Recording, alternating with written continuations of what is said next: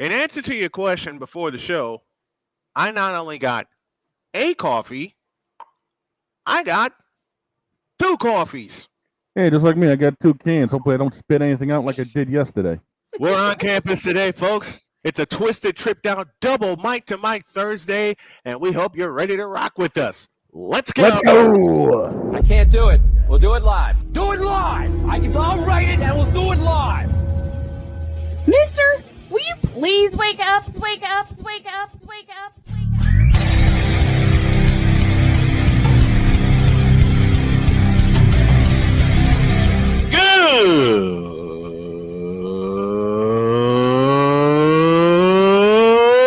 Good morning.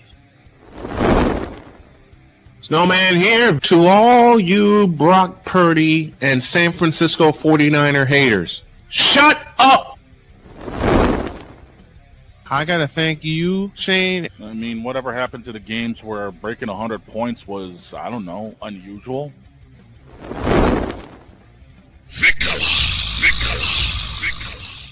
There was one word to sum up the All-Star weekend. Trays. Cause we take this job so serious. Splash Brothers, yes. Ray Allen, replace him with Steve Kerr. Reggie Miller, yeah.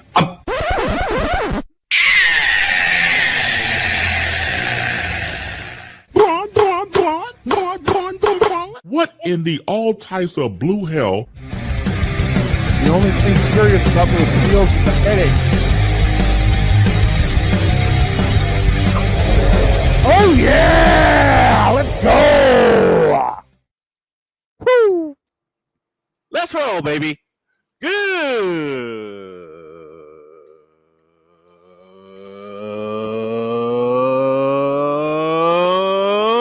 morning, and welcome to the Mic to Mic Double Play Thursday edition of Snowman in the Morning. Glad to have y'all with us, and we're not going to waste any time with any frivolities or anything like that. We're just going to get right to it. Our first guest this morning is the voice of the brand new Greensboro Gargoyles. We're talking hockey, and we're playing mic to mic right now. I would, but we don't have the graphic in the truck. Why did you take the graphic out of the truck? I didn't take the graphic out of the truck. You did. This is what we come to this Thursday morning. You keep out of this, bro. Dude, I checked the other truck. It's not in the other truck either. Okay, Victor, I'm not letting you in the truck again. We're just going to bring him in. Please help me. Please help us welcome the voice of the Greensboro Gargoyles, the one and only Casey Ditzel. What's up, Casey? What is going on? Welcome to the show, Bubba. What's going on? Doing well. You excited to be in the GSO for this season? Yeah, I'm pumped up. I just moved down about 2 weeks ago.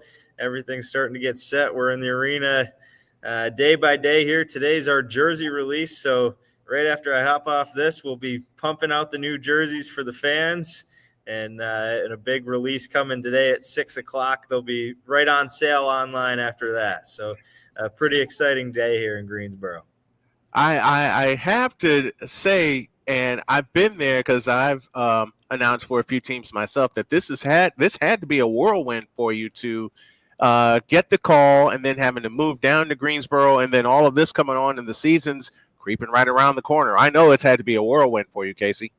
Well, yeah, I was on the college side for the last 6 years, and it came pretty quick here over the summer. Started the interview process back in May through June, and then around mid-July got the call, moved down here about 2 weeks later. So it's been a quick transition, but certainly one that I'm pretty excited for. And there's a lot of excitement around this city. They're expecting a sellout crowd, trying to break the ECHL record for attendance on night one of the franchise, potentially up to 23,000 in attendance here. So that's got the potential to be something special right off the bat, which for me is almost hard to comprehend, the thought of that many people in the building for a game. You're in a place that is very familiar to me, which is Greensboro, North Carolina. I lived there a couple times, and the first ever game I took in was 1995, and it was the ACC tournament. at the Coliseum, and it was a full house then. And if it was loud then, I know for the Gargoyles it's going to be very, very loud opening night. What's your thoughts about the Coliseum so far? I'll tell you, the first time I walked into it, my jaw dropped. And I've never been to Greensboro. Didn't come down while I was interviewing, so it was completely new the first day I walked into work. And our offices are right inside the Coliseum here in walking distance from where the rink is going to be. They've had a couple test projects going up and down. Actually, they're just taking down where the boards were up today. Getting ready for a couple concerts and stuff, but they had the mock of it up the last couple weeks. And when the second I walked in, just looking around, quite literally my jaw dropped in just astonishment of how big this place is. Obviously knew the history and knew the ACC championship had been there, but not something that you can really grasp until you're actually inside here.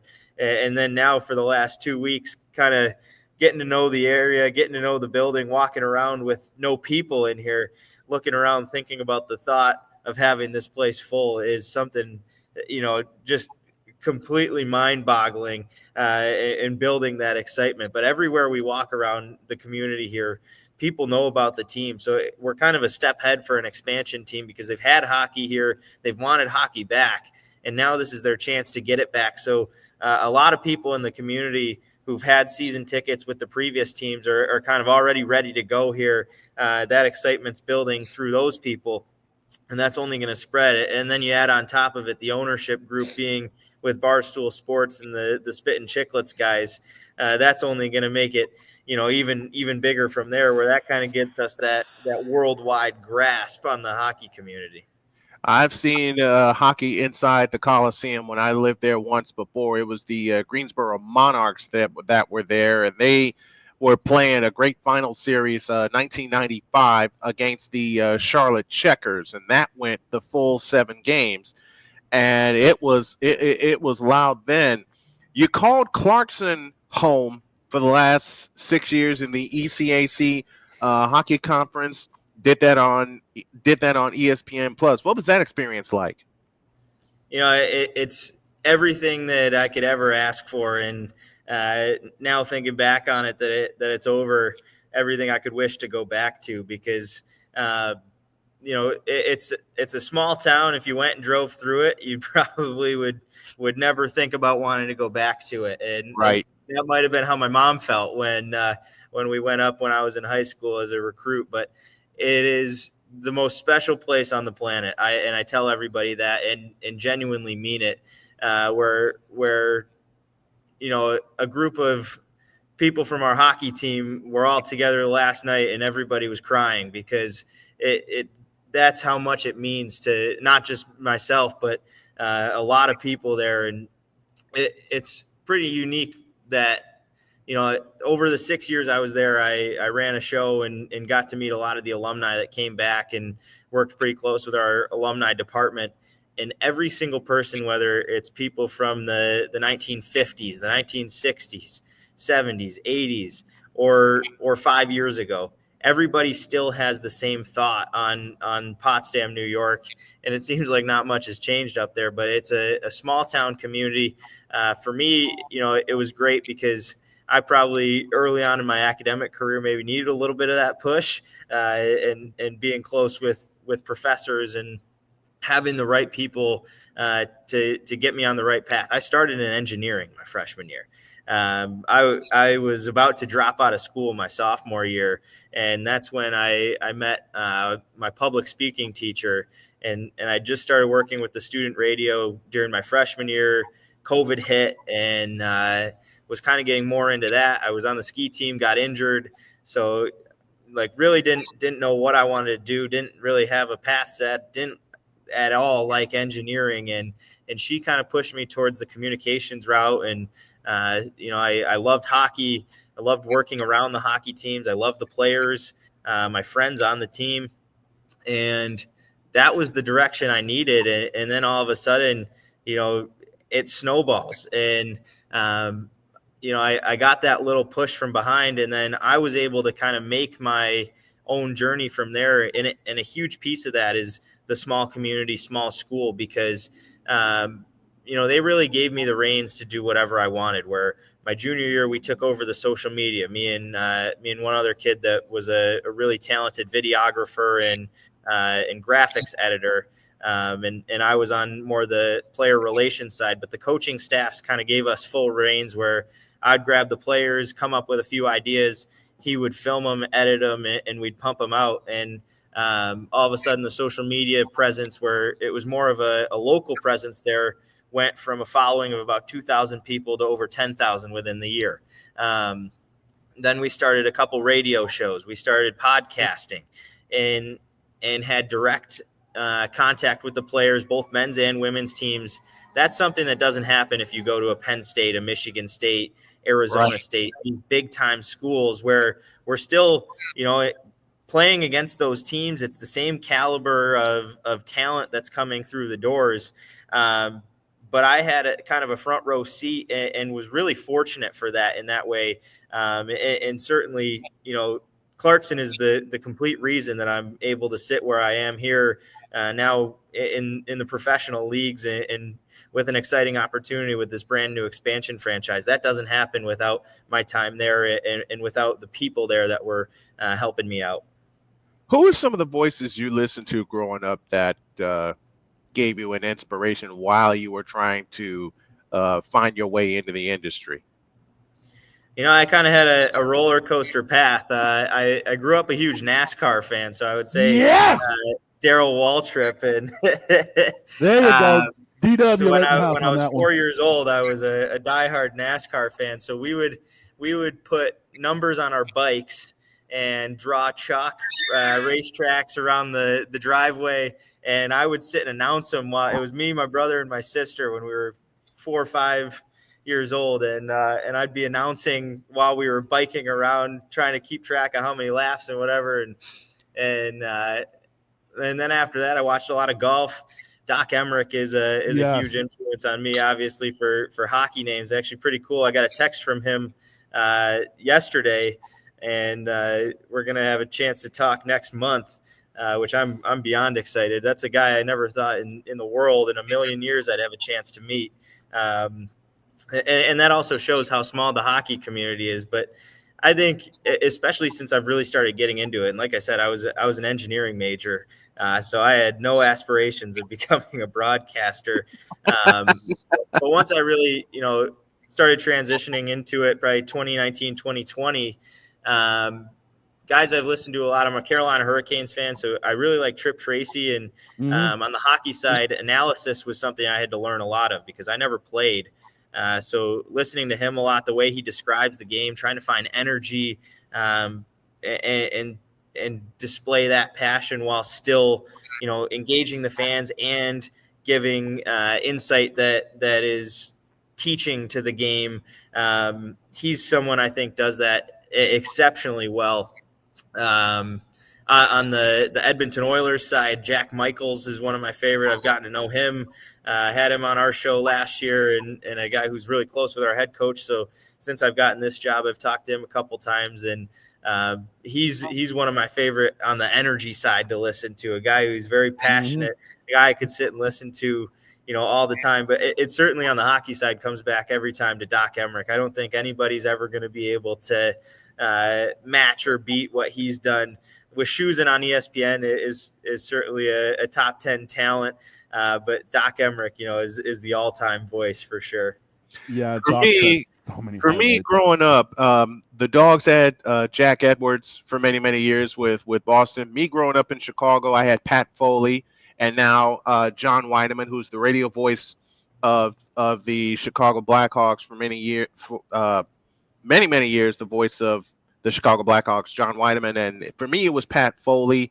But, of course, you can't go wrong with Doc Emmerich either. No. Love listening to Doc. When he was the voice of the Devils, and then he became the national voice for the NHL when it was on NBC, you can't go wrong with Doc Emmerich.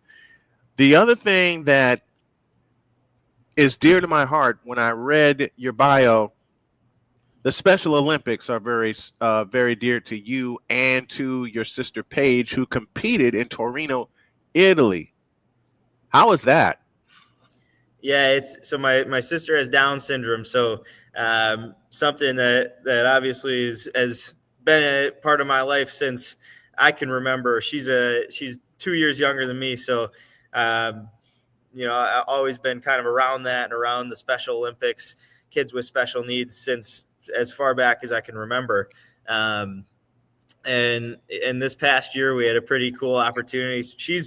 She's been my family grew up skiing. My dad's a ski patroller at the local mountain, so I used to race and then transitioned into cross country skiing, which my family couldn't comprehend when we had all of the equipment for downhill racing. He's a downhill skier. All of a sudden, we had to buy all the new stuff. So that was when I went to college skiing. It was on the cross country side, but she's been a downhill skier as long as we have.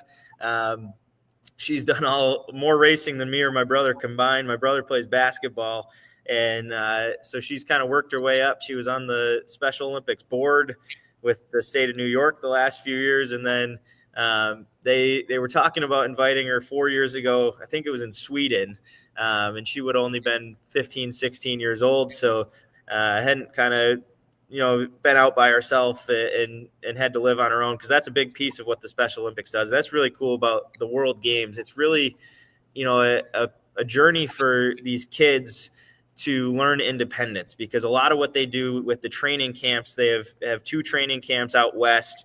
And then obviously they go to a foreign country for almost an entire month. But a lot of that is traveling by yourself or with a coach and learning to be without your parents, learning to be on your own. So for her, and she's a pretty independent person herself, but it was a pretty cool experience to see her go out to Utah, have a roommate for the first time, where my brother and I were in college, and she's always wanted to go to college. And then she got the nod to go to Torino, Italy, went through all the camps.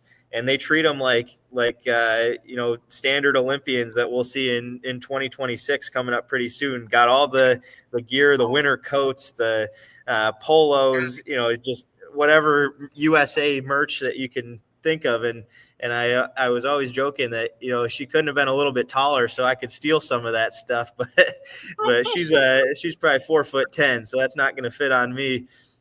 But all kinds of cool stuff. And then my whole family got the opportunity to go out. So it fell kind of perfectly right in between the conference championships on the women's side and the men's conference championships in Lake Placid that I was working for the conference. So went down with our women's team. Unfortunately, they lost in the semifinals this year to Cornell, who went to the Frozen Four.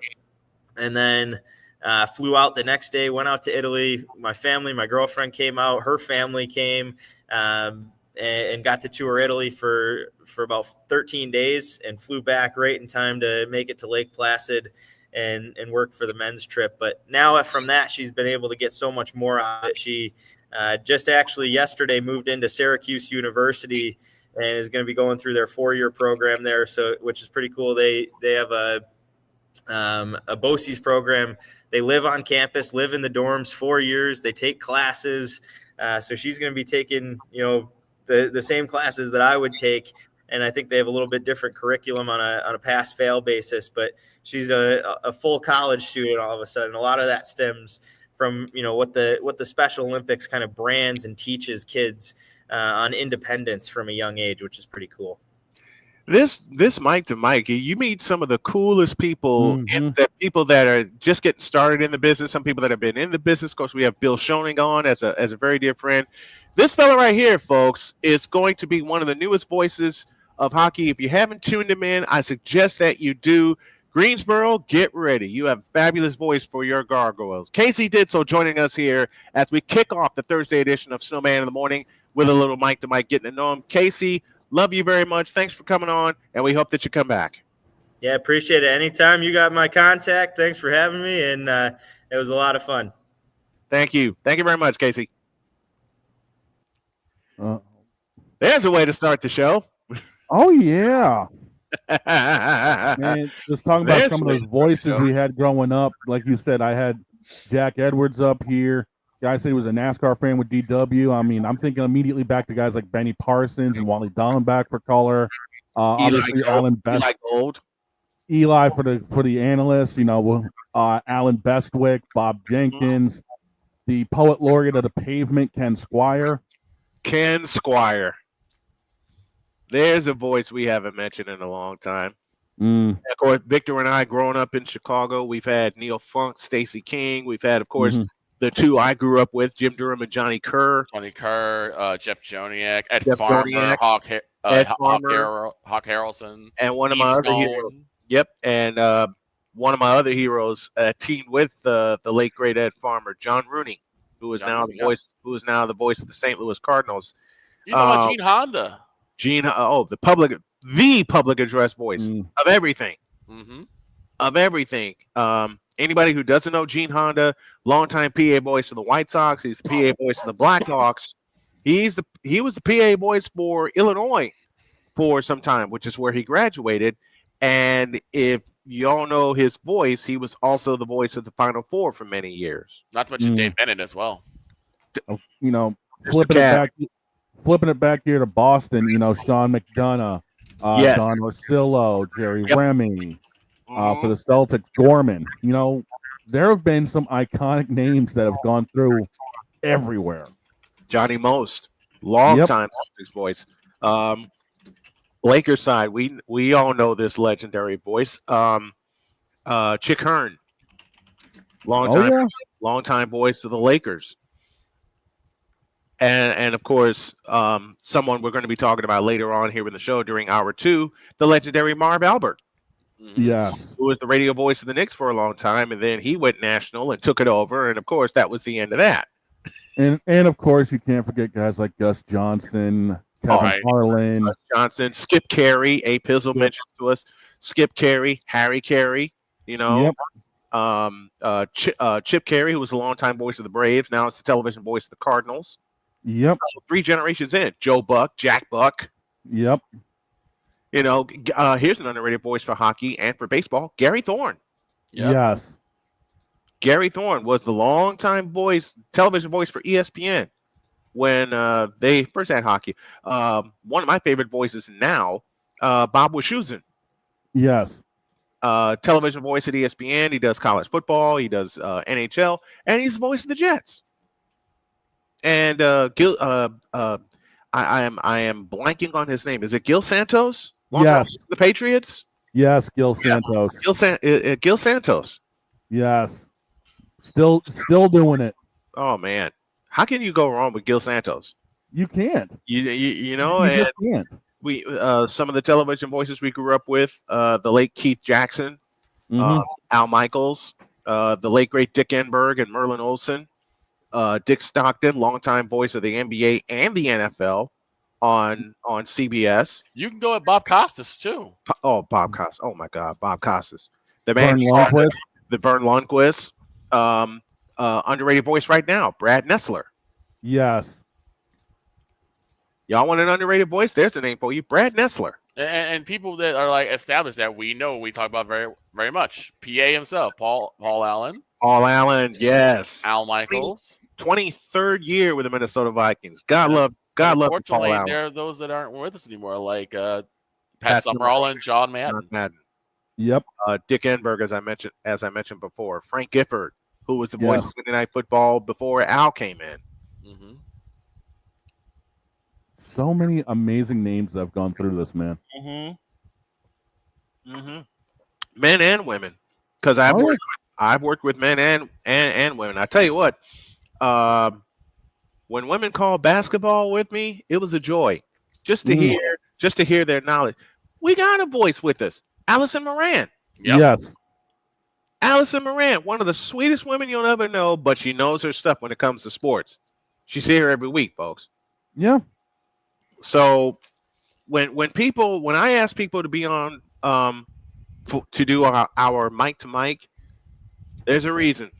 Casey, once again, thank you very much. Demetrius Means at the top of the hour. 28 after this hour, I'm going to have a snack, and then we're going to have some laughs to close out hour 1 back after this. This is Snowman in the Morning. Join the transporter to Hades. Your butt and gut becomes one.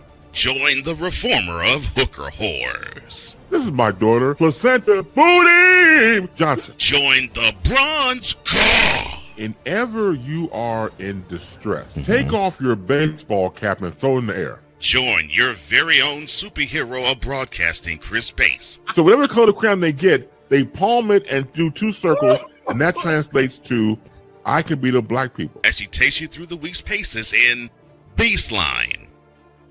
Live every Saturday at 8 a.m. Eastern, 7 a.m. Central, Pacific Time Zone people, just stay asleep when this is on live and just catch the recording. Oh, I'm sorry.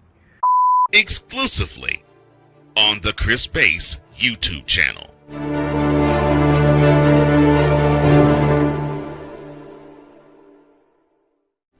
Are you ready to upgrade your coffee game? Prepare for an invasion of flavor with Invader Coffee. It's the caffeinated elixir that fuels champions, the blend that pushes boundaries. Whether you're battling deadlines or exploring uncharted territories, Invader Coffee has your back. Join the invasion at invadercoffee.com and taste the difference for yourself. Use the code Snowman for 15% off your first order. Invader Coffee, veteran owned.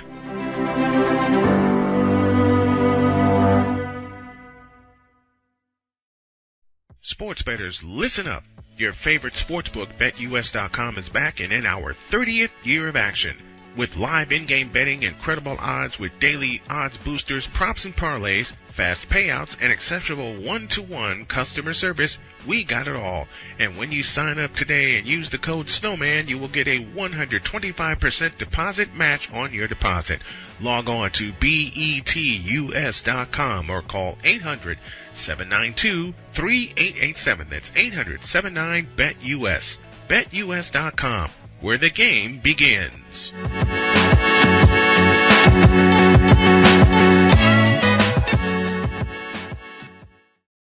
This planet has been great to me. It's given me gifts that I can't even explain. It's given me adventures and memories I'll never forget. And Battleborn, I think, has given me the opportunity to go beyond and give something back. How can I be a better custodian to this planet and the place I live? That's where I am with Battleborn. Let's make the planet a better place. 'Cause we take this job so serious. You fool! Delete! Delete! Delete! Delete! Delete! Delete! What in the all types of blue hell? This is Snowman in the Morning.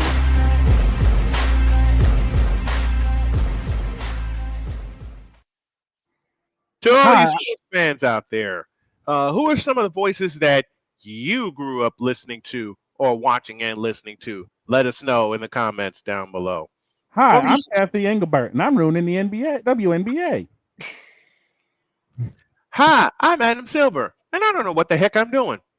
Hi, I'm LeBron James, and you got to deal with my fan base. Shut up. Okay, this means war. Hey, yo. Hi, I'm Kyrie Irving, and I don't know how to dribble. Hi, I'm Tuukka Rask, and I'm the butt of all the hockey jokes around here.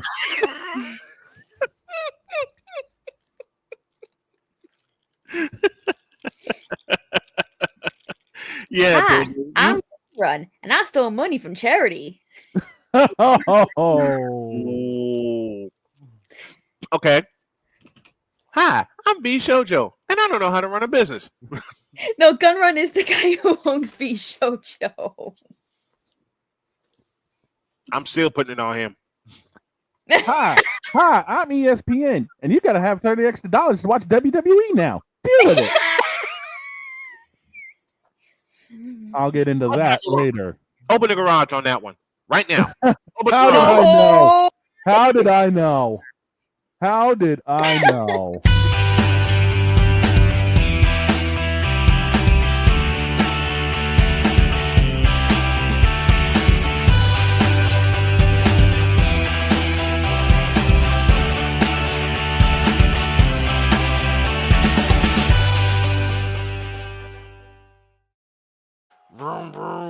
did I know? And not only do we open up the garage, but the grill's going outside. All right, wait. What? Honey, fire up the triple grill. We're going to do this Fast and Furious style. Hey, Toretto, crank it.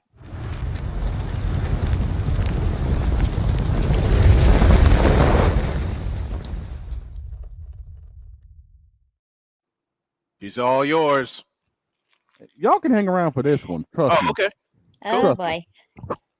Dear TKO, what in the hell are y'all doing? You have the platform set up because you brought the WWE Network over to Peacock, but now you sign a deal with ESPN. Okay, that's great. We figure we got enough time to transfer everything over. People are going to have to pay $30 a month for the ESPN direct-to-consumer app, yada, yada, yada. We figure we got enough time to do things. You know, Royal Rumble is at the start of the year. No, we don't. ESPN and TKO said, guess what? Y'all got a month to get your ish in order because we're starting with, listen to this for a PPV name, WrestlePalooza in September to start airing everything on ESPN. I heard about that. I'm sorry. What? I heard about that. Yes. They are going to be starting all their PLEs starting next month on the ESPN direct-to-consumer app. Yep. They don't even give us enough time to get everything in order. They're saying, no, you got a month. They don't give you time to switch services. No. Nope. They don't. And I get the fact that it's $1.6 billion for the next 5 years doing things. But you could give us enough warning to finish everything out with Peacock first, but no. Everything here stateside is now going to be run through ESPN. Internationally, everything's going to be through Netflix, which means people are going to be downloading VPNs and switching over their Netflix so they can actually watch it through that. Because who's going to pay $30 a month extra? Now, I get it. ESPN's going to have a whole mess of other stuff. Like the SEC, perhaps. Going through their app, games you can't get anywhere else, and yada, yada, yada. I get that. But for people who are just watching the WWE, right, that is ridiculous. That's dumb. For the everyman, they're screwed yet again by yes. WWE. Exactly. And this is not a Vince decision. No, this is a Nick Khan, Triple H, and Rock decision. Because every time something like this happens, usually people say, "Oh, this is another Vince decision." This is not Vince. No, Vince is long gone. The last idiotic decision. This is the nose man, Nick Khan, and The Rock. This is the nose, the pebble, and the Nick. Right. The last idiotic Vince decision that we're still dealing with is going to Saudi Arabia. Right. And that blood money is still getting funneled in. And then some. Yep. But the fact that it's going to be going through the ESPN app starting next month. We don't get the courtesy. We don't even get the courtesy. I got to do it this way. We don't even get the courtesy to reach around first before they start screwing us over. You stupid. They're immediately saying, take the pitchfork and enjoy it. You stupid. I love you, but you stupid for that. and I agree. TKO is what's screwing the WWE right now. This is 2001 all over again. It is. And this is 2001. This is 2001. No. Change that. This is 2002 when they got the F out. Remember that campaign? I remember that campaign. The idiocy of that. And look, I get it. The copyright infringement is based on longevity than anything else. Yeah, exactly. But who heard of the World Wildlife Fund before any of that happened? No one.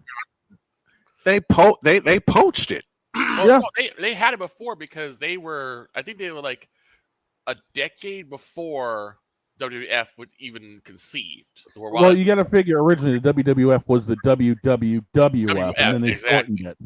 Mm-hmm. Exactly. But again, no one knew what this group was. No one knew who. And then they got a hair across there, and decided to say, you know what, we're going after Vince because we want to keep our 3 letters. So okay. And what have they done since then? Nothing. I'll answer that question. Not a dadgum thing. There's only been two. Sorry about that. So 2 instances where you've heard about the World Wildlife Fund? Ooh, in the past 2 decades? 2. In the past 3. Listen. Keith Jackson said Reggie Jackson has seen 2 pitches he has seen 2 pitches tonight, 2, and he's in them both in the seats. Yeah. We've seen from the original WWF. We have seen 2 instances from them in the past 20 years. 2, and they both sucked. Yeah, and they continue to suck. So I don't understand why they don't give us the courtesy of having enough time to do any of this.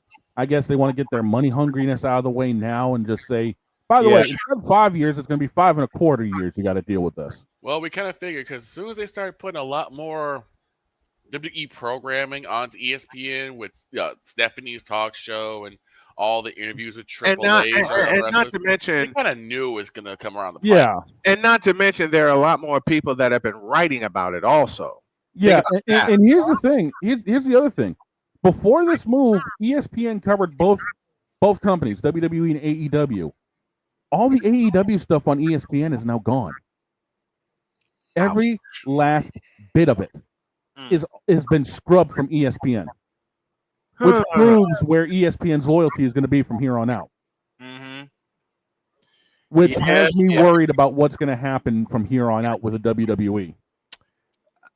Shall we play the taps now? Let's see how they do with WrestlePalooza first, and then go from there. Because with me, I'm an old head. Yeah, right? I'm an old head. When the Attitude Era died, for me, so did they.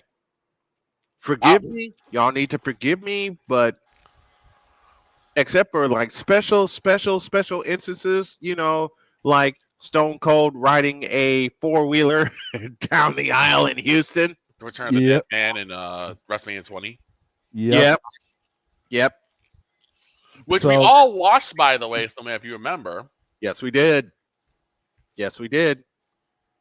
Or the infamous taxi driver commercial for WrestleMania 21. Right. Yep. It's ridiculous. And it's going to end up costing them in the long haul. They think all the fans are going to transfer from Peacock over. No. Bishop, in this day of technology, we're smarter than we look. Bishop Bullwinkle, answer that question, please. Is all of this going to work out in the end of the day for TKO? Hell no.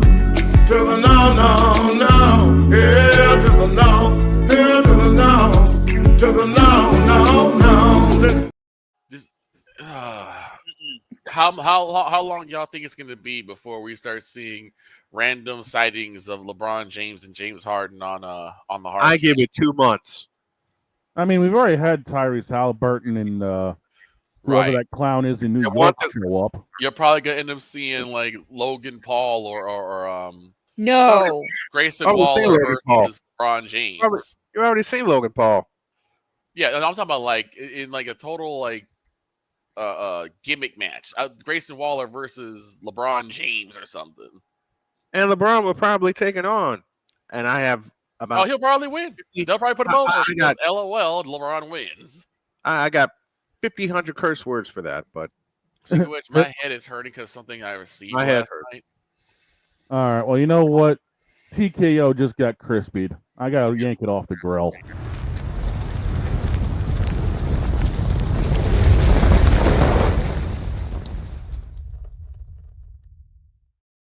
You're right, A-Pizzle. Stephen A. as a special guest commentator. I'm eating. While you're eating, I'm also going to close the garage door. I don't need people seeing when I'm going to be running to the next drag race.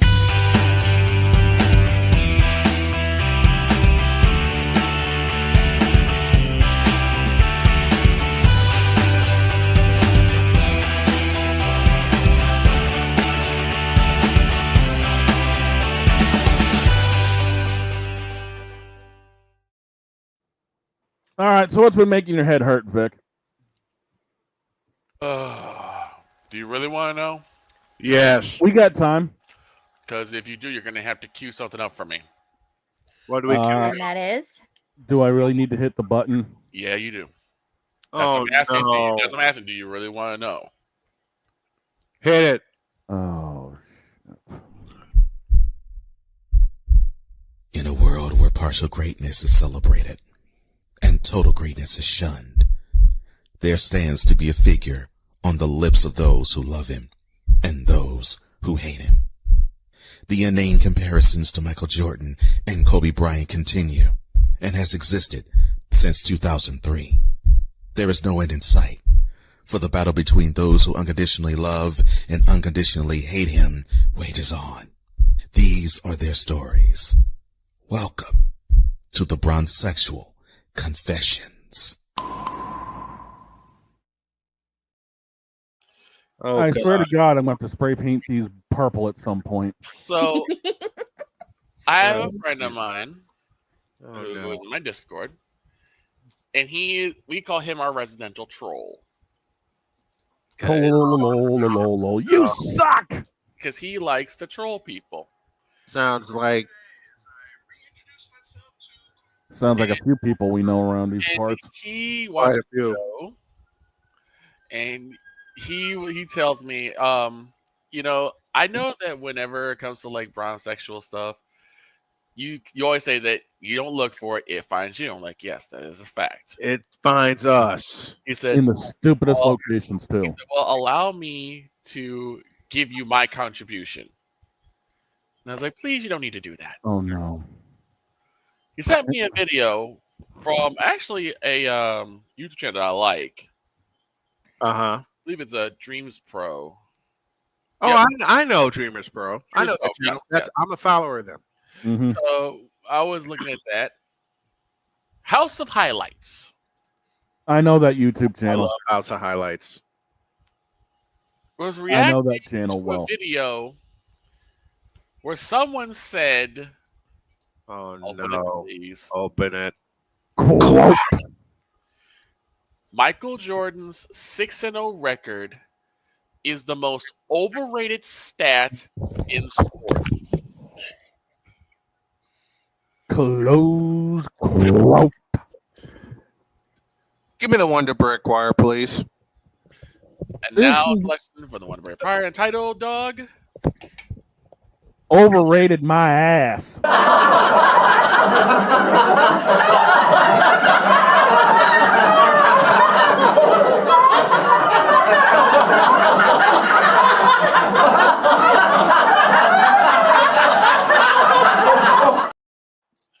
Here. Now, the reason why said person said that it was overrated is because it lacks the context of the years where Michael Jordan did not make it to the finals. What in the all types of vital blue, yellow-bellied, red-blooded hell is that? I don't know. It lacks the context. It lacks the context of the years before Michael made it to the finals. It's called building it. I'm not gonna cuss. I will not cuss. I think right now what this already deserves. Wait. Hold that thought. What? Hold that thought. Pens. Notebook. Fresh page. I will not cuss. I will not cuss. I will not cuss. I will not cuss. I will not swear. I will not swear. I will not swear. I will not swear. I will not swear. I will not swear. No, honey, I'm not going to swear, even though I'm being told something stupid. Hang on a second here. I'm actually getting a phone call. Hang on a second here. Hang on. Jeez Louise. Yellow? Okay, I'll let him know.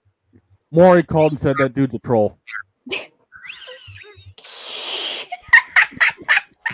My friend does not agree with this. I think I hear the phone ringing again. Hang on a second. Hang on. Yeah, I think so too. Hang on. I got it. Snowman here. Oh, okay. Thank you. Cole Johnson just called and says that guy's a troll. Troll. Oh, use a troll. Troll. Use a troll. I said that use a troll. Now, my friend does not agree with this, but he knows that this stuff annoys me. So he wanted to give me his contribution. Oh, no. With friends like that, who needs bronze sexual enemies? The individual also stated that after Jordan retired, the Bulls were still an elite team because they had Scottie in the prime, they still had Kerr, and they had won 55 games without Jordan. Which means the team was the reason why Michael won the titles, not himself. Okay, honey, you're going to have to forgive me. Are you out of your rat-picking mind? Rock? Shut up, bitch. Say it again, dog. Say it again. Rock, part 2. Shut up, bitch.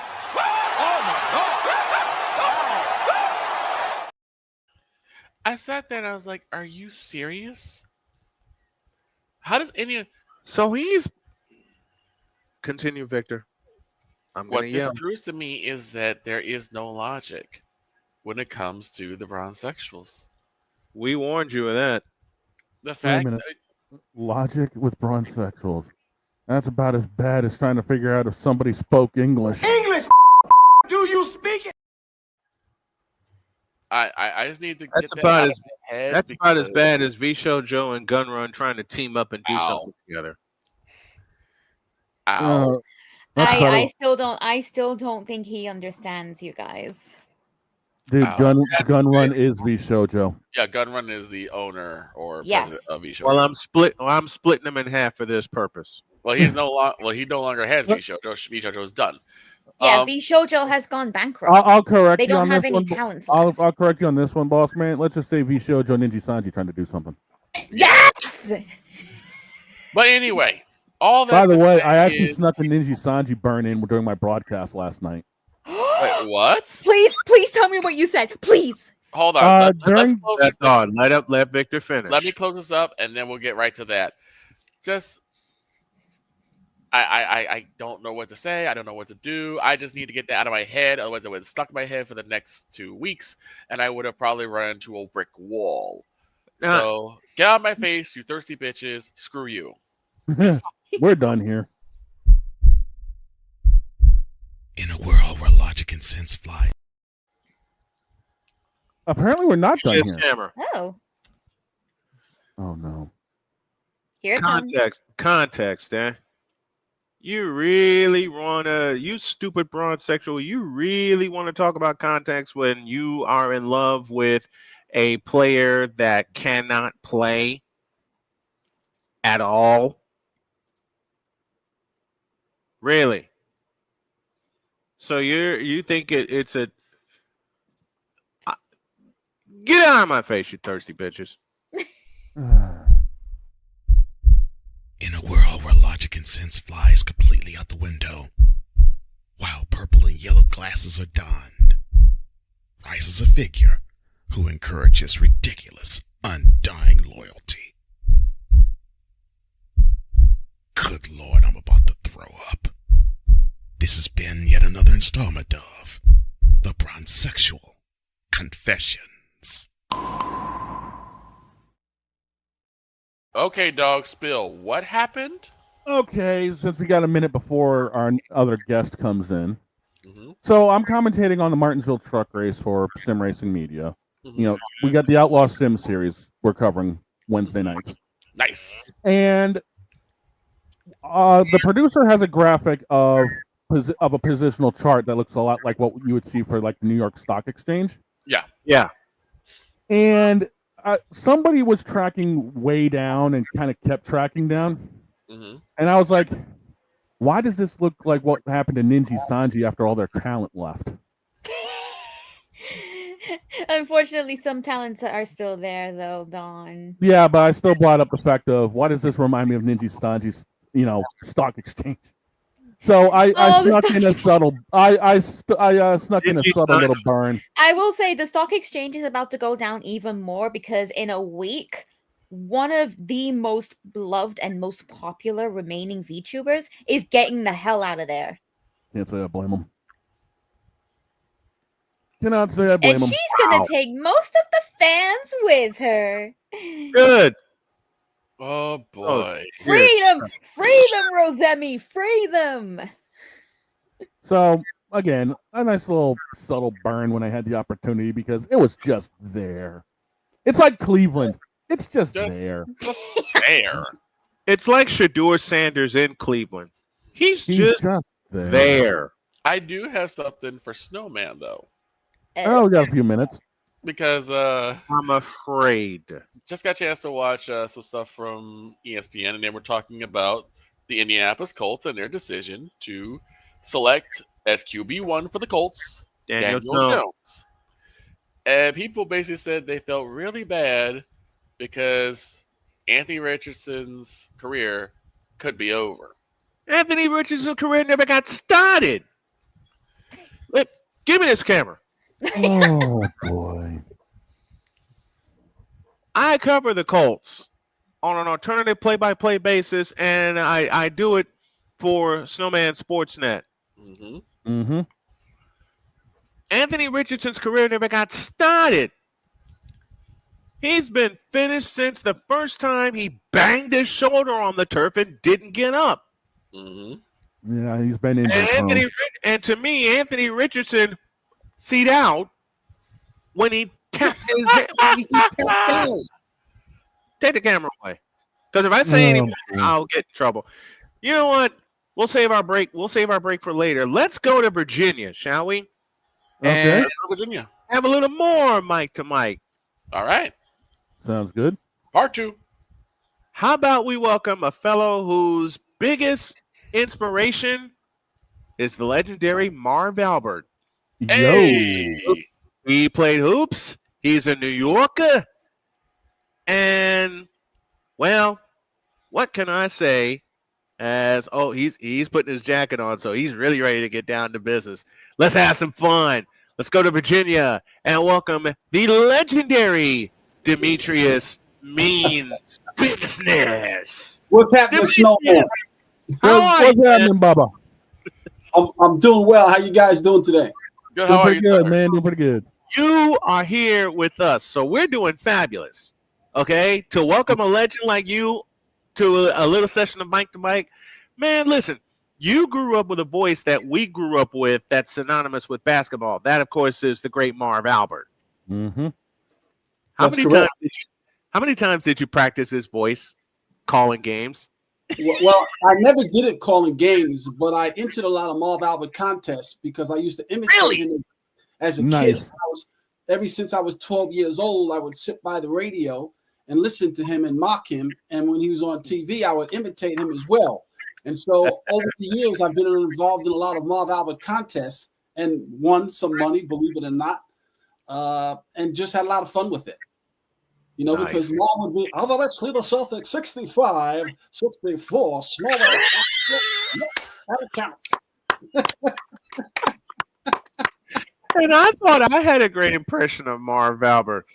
And the Blazers lead 63-54, 7:40 remaining in the third quarter. This guy's got me beat. I bow to you, kind sir. And that, and to have a legendary voice like that sets you on your path to broadcasting. How much fun has it been for you? Well, it's been fun because ever since at the age of 12, I always wanted to get into sports broadcasting. And I will never forget my mom taking me upstairs in a room. I told her that, and I said, where are we going? She says, we're going to pray about it. And so actually we prayed about it. And then in the 80s, I started going to radio school in New York City. And then I ran out of money. And my mother died. And I thought, well, I don't know what's going to happen now. But when I moved to Virginia, I just happened to be at a game where my wife was a principal. And I was standing in the doorway. And I was talking about the game. And this fella tapped me from behind and said, how do you know so much about the game? I said, well, I played. I'm a former player. I scrimmaged against Albert King, Vinnie Johnson, who played for the Detroit Pistons. And so he brought me up to the booth and said, analyze the game. So he brought me up 2 weeks straight. The third week he brought me up and he said, I don't want to do this anymore. So would you like to take my position? I said, absolutely. So that snowballed into the general manager of the local radio station asking me if I ever done a sports show. I said no, but I would love to give it a try.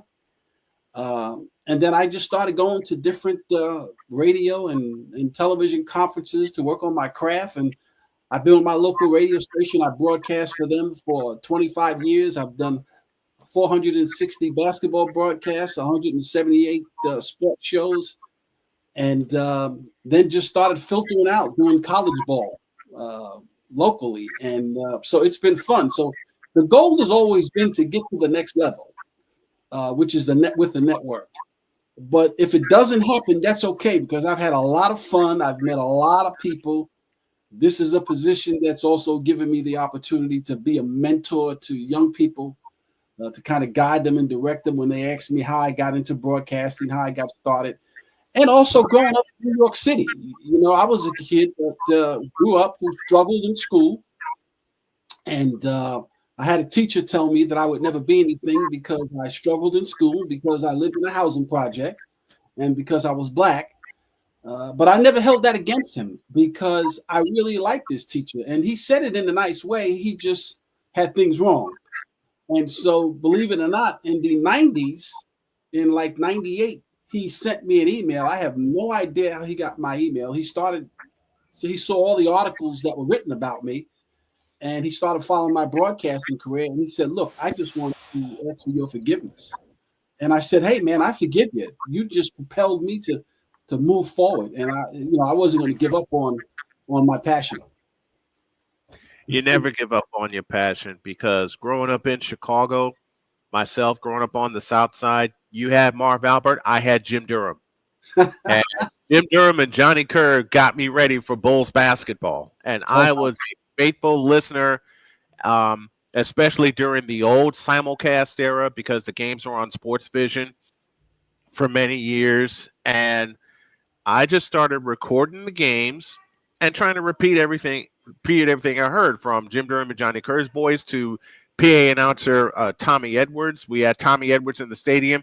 You guys in New York had John Condon, the longtime PA announcer, and now Mike Walsewski at the world's most famous arena. But it's like you have these legends around you, and you use them to move forward. And I took a chance in 1995 at Chicago State, and they let me stick around for 14 years, and it's been a filter out process for me since then. And what a lot of people don't realize, and I know you can attest to this, Demetrius, is that the first thing you do when you get into this, after being in awe about it, you have fun with it and you run with it. Absolutely. Yeah, you have so much fun with it. And the one thing that I love about it is that, especially, I'm in a small town right now in Virginia since I left New York. And, when you move to a rural area, everybody knows everybody.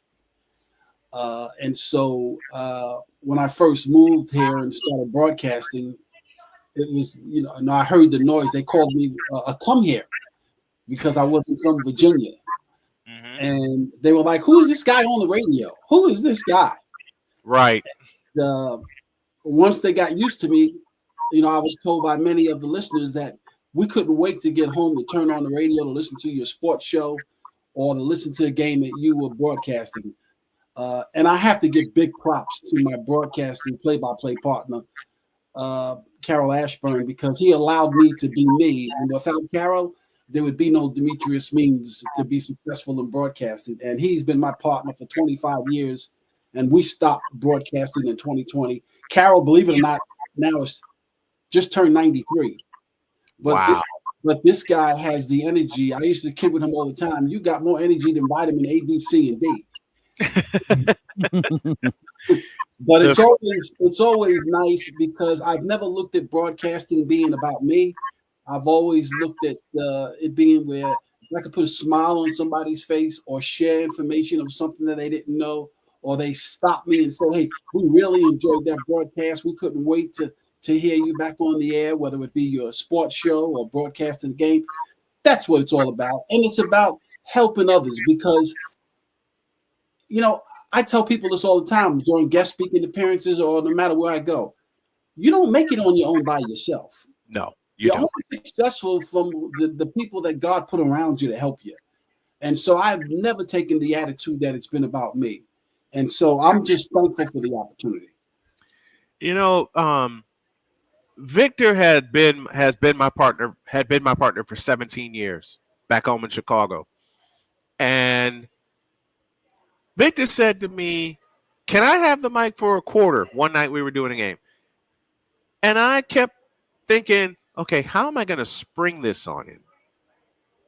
How am I going to surprise him? And Victor was so antsy, and I think it was a game at Chicago State we were doing, and it was a high school game, as a matter of fact, at Chicago State, and I sprang it on him by saying, "We go to the second quarter. Here's Victor Locke." And Victor turned and looked at me and went, "What?" Nice. Kind of caught him off guard a little bit. Well, he got me back later because I was taking a drink of Pepsi to begin the third quarter. He reintroduced me, and I quickly had to finish. But with all of this, if you can identify a couple of your favorite games that you did, which are they? Oh wow! I mean, it's favorite games, favorite shows. First of all, I did 2 sports shows. One was a one-on-one sports show called The Coach's Corner. I interviewed players, coaches, special guests. You know, my special guests, I was fortunate enough to have, I don't know if you remember the James Brown from the NFL. I do. The old Ted Marchibroda, who coached the Colts. I got a chance to interview Larry Holmes. But when it comes to my favorite, you know, I broadcast the game one time, me and my partner, where we got to this ball game against 2 teams that were rivals, Lancaster High School against Northumberland High School. And, Northumberland High School and Westmoreland High School. And the coach for Northumberland held the ball for the whole first half because he knew that his team could not beat this team. But it frustrated them so bad because they stayed in the 2-3 zones that when they finally came out of the zone, Westmoreland, the point guard, had a 3-point shot with 5 seconds left on the clock before the half, and they went into the locker room 3-0. But the drama that was involved with the crowd of 1,500 people roaring and being upset, you know, the opposition team being upset. We received so many phone calls. People wanted a copy of the tape because we just discussed and talked about everything from the crowd to the expression on, you know, what was going on within the game. And that was, believe it or not, that was a highlight because all the intangibles that went on during the broadcast, it's a game that even to this day in Virginia that is constantly talked about. That is wild. I'm sitting here crying from laughter because I've seen it before on my end in a high school game. Victor, you'll vouch for this one. There's one we did, the City Suburban Showdown. They had to move the game the day of from Welsh Ryan Arena at Northwestern in Evanston to the UIC Pavilion in downtown Chicago. I didn't get the word until the last minute, and it was Victor that had given me the word. And he said, you realize we got to go downtown now, right? I said, what? Yeah, they moved the game. Wow. When did they do this? About 20 minutes ago. Yep. Oh, jeez. It was 2005, as a matter of fact, and they needed more seats because of a player at the time for Brother Rice, Bobby Frazier. Well, as it turns out, Bobby Frazier was injured and couldn't play. And when we talked to Brother Rice's coach, he said, we did everything we could, even with the extra time, to get him ready, and we've got to rule him out. So now we're sitting there thinking, who's going to step up for Brother Rice? Because they were playing the #1 team in the nation in St. Joseph. Yeah. Enter a little heralded hero we like to call Brian Harrigan, who went 6 for 7 from deep and nailed the dagger to seal the game to take down #1 St. Joseph. Wow. I had no ears after the game. Victor had no ears nor no voice. Our friend Derek, who was our producer on site, turned and looked at me and went, "What the hell just happened?" Yep. Boy, that was crazy. You know, so many things. First of all, people don't realize, you know, when people say, you guys did a great job, whatever, they don't realize the preparation that's involved. Absolutely. The broadcast look easy. And for me, with my local radio station, you got to remember, I started at my local radio station in the season of 94-95. And those were back in the days where, when I was in the studio hosting the show, we had the old carts where you put the so, and then there's been times. I tell you how many of those carts I went through. and then when we did our broadcast, we had a phone line. Yes. And many times when we had a problem where, our system broke down, I remember setting up 2 splitters for 2 phones for me and my partner, and we broadcast the game by phone. Nobody never knew the difference. And of course, today, you know, you can do everything by cell phone. Yes. Through your system, and I was my own engineer on site, so there was nobody there to help me. So I always had to figure it out, and thank God I was always able to figure it out. You know what's funny? There was a game that was a doubleheader we were covering at Chicago State one year, and we were ready. We were ready to go. We had everything, but unfortunately, a very key part of the system broke. So I looked at John, and he looked at me, and he said, "Now what?" John raced into his office and pulled out. Remember when Radio Shack was a thing? Oh yeah, I was. and they had magazines of stuff you can pick up, and they'll tell you if it's on site or not. He pointed right to the page, and he said, "Get me this. It's up on 95th toward Evergreen Plaza." Dear God, folks in Chicago remember Evergreen Plaza. He says, "Right toward Evergreen Plaza." I had a shirt and tie on. I thought I'd be able to relax before the game, which I was announcing. Nope. Had to get on the bus, fly up to Evergreen Plaza, pick up the part, and I picked up 2 extra parts for it, got reimbursed for it, got back, and there was like 10 minutes left before the first game started. Wow. And I'm out of breath. Yeah, that's pressure. Yeah, it is. And I'll share this one. We're coming up on a break, but I'll share this one for you, and I know you'll get a kick out of this one, Demetrius. I went to Kansas City. Chicago State was playing UMKC and was at the old Kemper Arena. Now, I had to tape this one in advance, so I made sure I had plenty of tapes, made sure I had my recorder, made sure I had my headset and my microphone. I set the microphone up. This is 2002. I set the microphone up, and I had the adapter to go into the tape recorder, and it fell apart. Oh, my Lord. Oh, I mean, I picked this thing up, and I was so careful because it was so worn. When you go through parts that are worn and haven't been replaced in a while, you may run into problems. Ran into a problem because I screwed the thing in, and I just getting ready to put it into the microphone jack, and it went and split apart. You know, you mentioned that, and it reminds me real quickly of, I have a wireless microphone that I bought from Radio Shack. Check it out. I bought it in 1994. I still have it to this day. It works better than the new wireless microphones today. I can go 300 feet with it. I've tried all these different new wireless and it ain't the same. Good. The only thing that failed on me on this on the receiver was the antenna broke. Oh, I couldn't find a new antenna, and so I was gonna go online for Amazon. You know how you do when you search around. Yes. To know this guy who I worked with at Radio Shack many years ago. Plus, he was a tech guy. He says, "Man, I got a lot of junk in my garage. Let me go take a look." He found the antenna. And so I'm back in business with that antenna.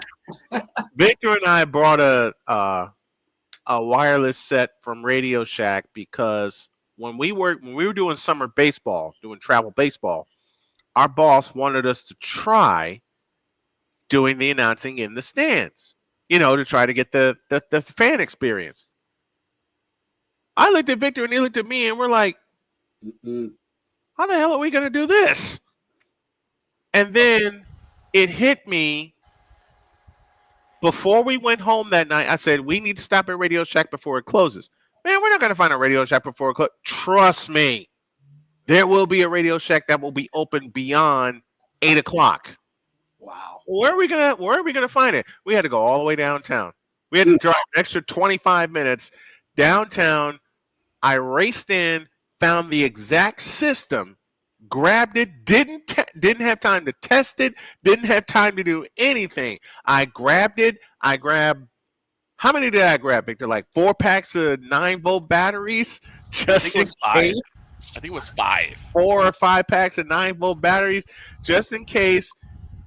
And Victor looked at me and said, "What are you doing?" I said, "We're going to experiment tomorrow because we got asked to experiment tomorrow, and we're going to try it." Would you believe that thing went all over the park? Yeah. You can move from one field to the other with no problem. We had a station, I think, at field 4. Yes, we did. And we were able to go from 1 to 3 to 5. We never did 2 because 2 had different tournaments that we were part of. Field 2 had different tournaments, so they weren't ready for the technology we were springing on them. Right. But Fran dared me to go to field 5 with my microphone that I have on this side of the field to that side of the field. Wow. I did that. And before Kevin Harlan famously said, "I'm calling both games," I was actually doing the darn thing. And Victor looked at me and went, "How'd you pull that off?" I couldn't tell you to this day. It was an idea and it worked. It just happened to work. It's amazing the stuff that you were able to pull off that people don't know about when it comes to broadcasting. It really Ingenuity. Absolutely. Absolutely. Oh, man. Demetrius Means, the legendary Demetrius Means, joining us on our second half of Mike to Mike. My brother, thank you so much for coming on this morning. It was a blast, and I'd love to have you back. Absolutely. I look forward to doing it again, and I wish you guys the best as you're doing a great job yourself. Thank you. Thank you so much. Thanks, Demetrius. All right, guys. Have a good one. We got to take an extended break, and I got more Radio Shack tales of broadcasting involving me, Victor, our buddy Derek, and a couple of women we were working with. And I even have I can't think of the word, an improvisation tale involving my wife helping me. Back after this. This is Snowman in the Morning.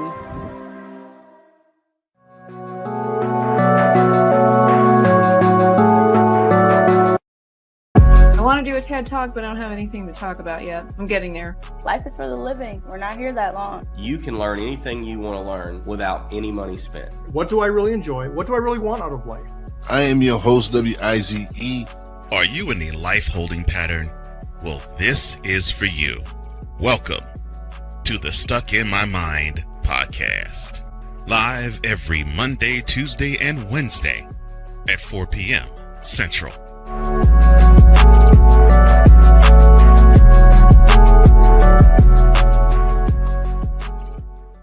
Join the transporter to Hades. Your butt and gut becomes one.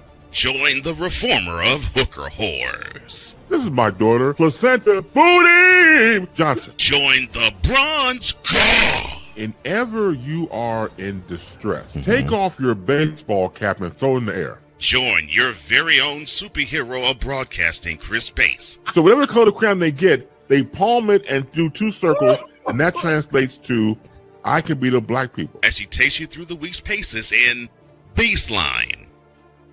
Live every Saturday at 8 a.m. Eastern, 7 a.m. Central, Pacific Time Zone people, just stay asleep when this is on live and just catch the recording. Oh, I'm sorry.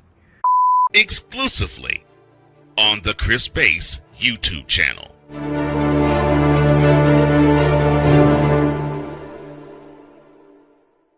Hey, Eagles fan.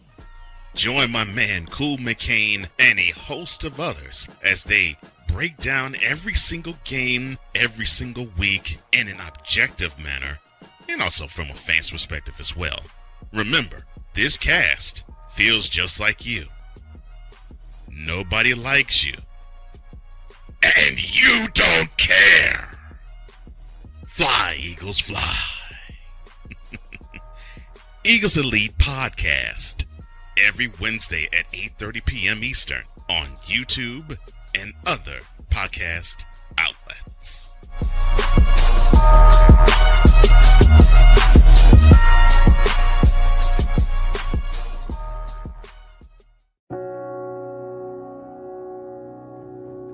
Do you remember our first group photo? This is it. Smiles all around, even though we were all nervous. Who could have imagined that our first weekend together would soon turn into a lifetime of memories? You're an amazing young man. Your brothers and sisters really look up to you. They're a big brother.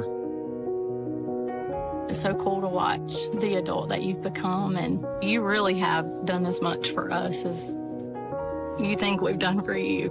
You know, it took 20 years, and I got my third child, who was 17 at the time. There's so many rewards in life. You coming into our home was one of the greatest rewards we could have ever had. I ain't never felt so much love before in my life.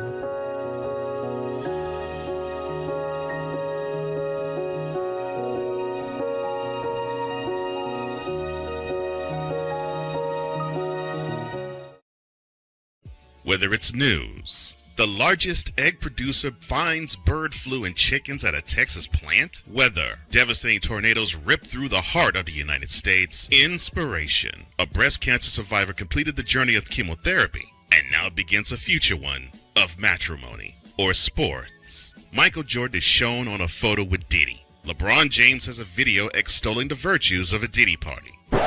This has been yet another beating a dead horse presentation. We got you covered. BS3 Network, in association with Comey Media Incorporated, proudly present The Morning Shift with Cole Johnson. Live every weekday at 8 a.m. Eastern, 7 a.m. Central.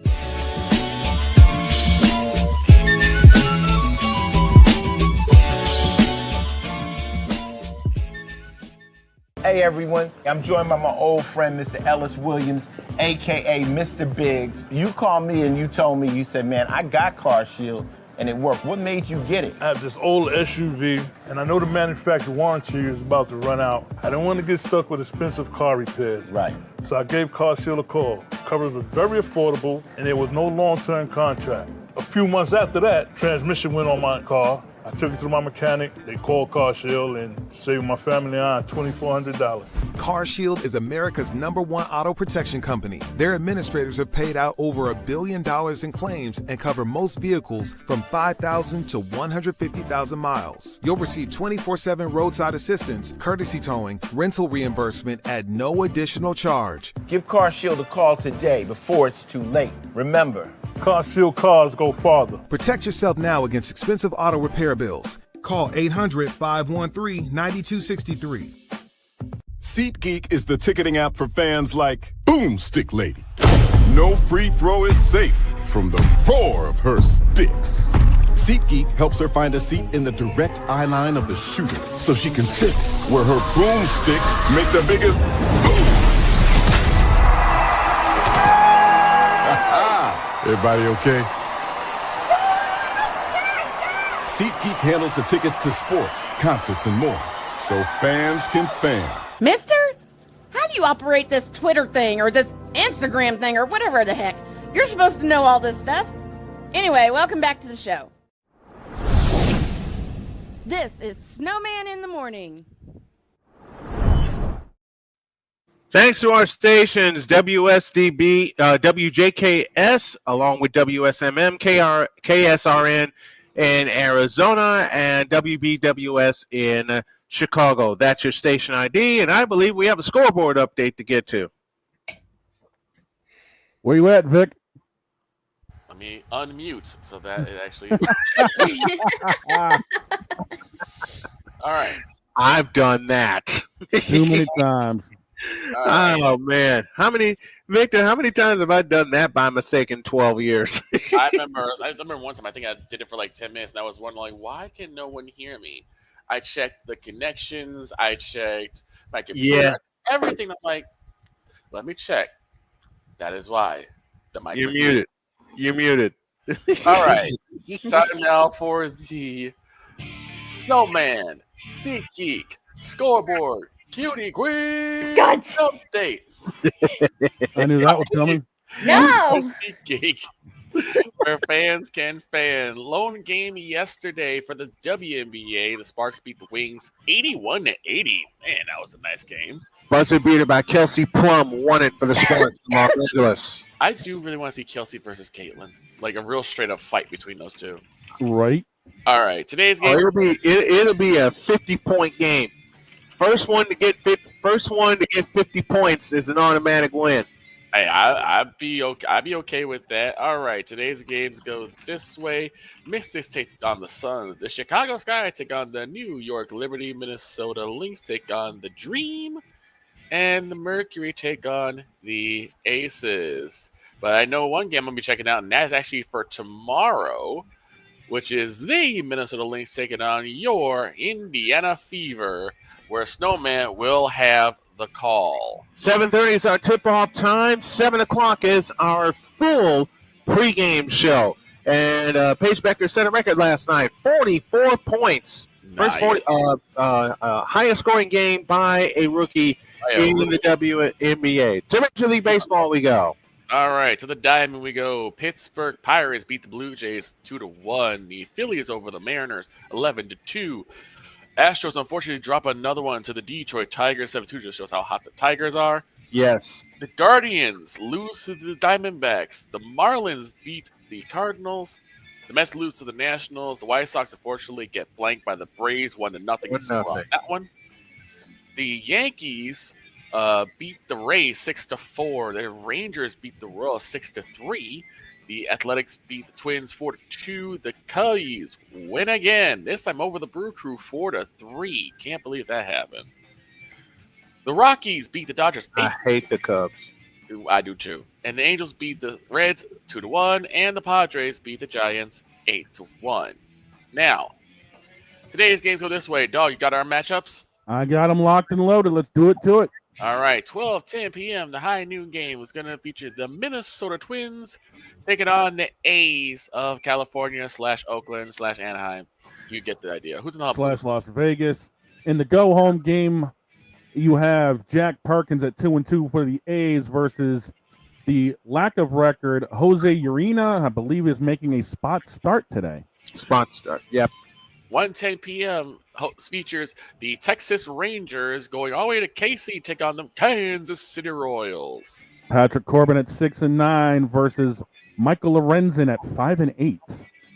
In the battle up in the Central Division of the National League, the Cubs once again host the Milwaukee Brewers at 1:20 p.m. The 11-2 Quinn Priester versus the 8-5 Shota Imanga. The LA Dodgers are taking on the Colorado Rockies, who's on the rock for both teams. Your 3:10 p.m. game, it's Clayton Kershaw at 7-2 versus the 2-9 Chase Dollander.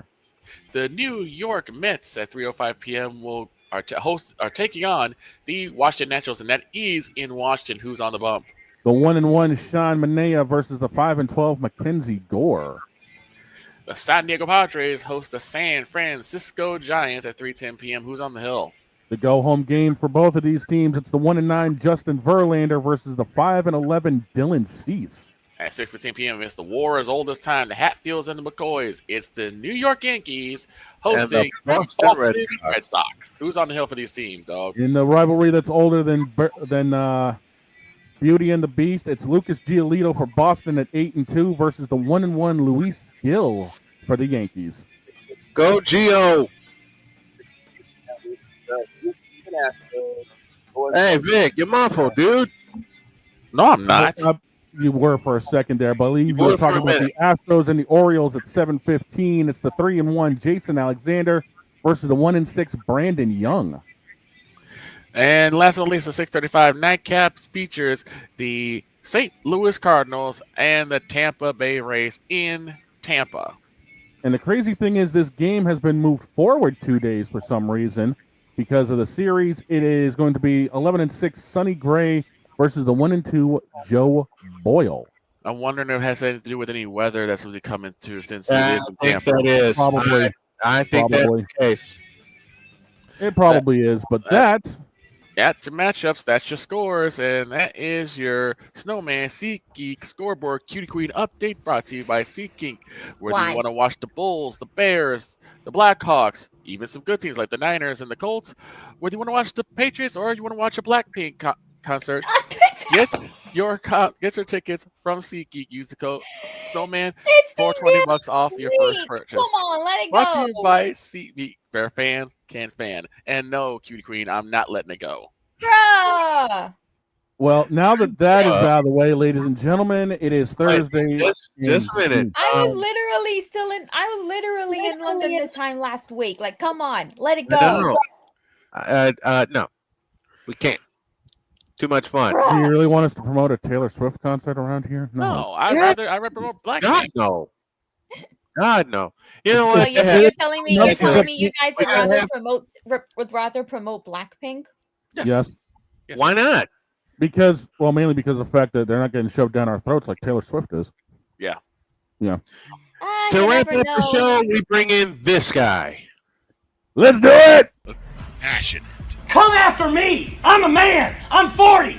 Unflinching. Let's go back to losing. Parking was easier. Unrelenting. They're not going to keep him off the field tonight. Totally. This one has a chance. Deeds.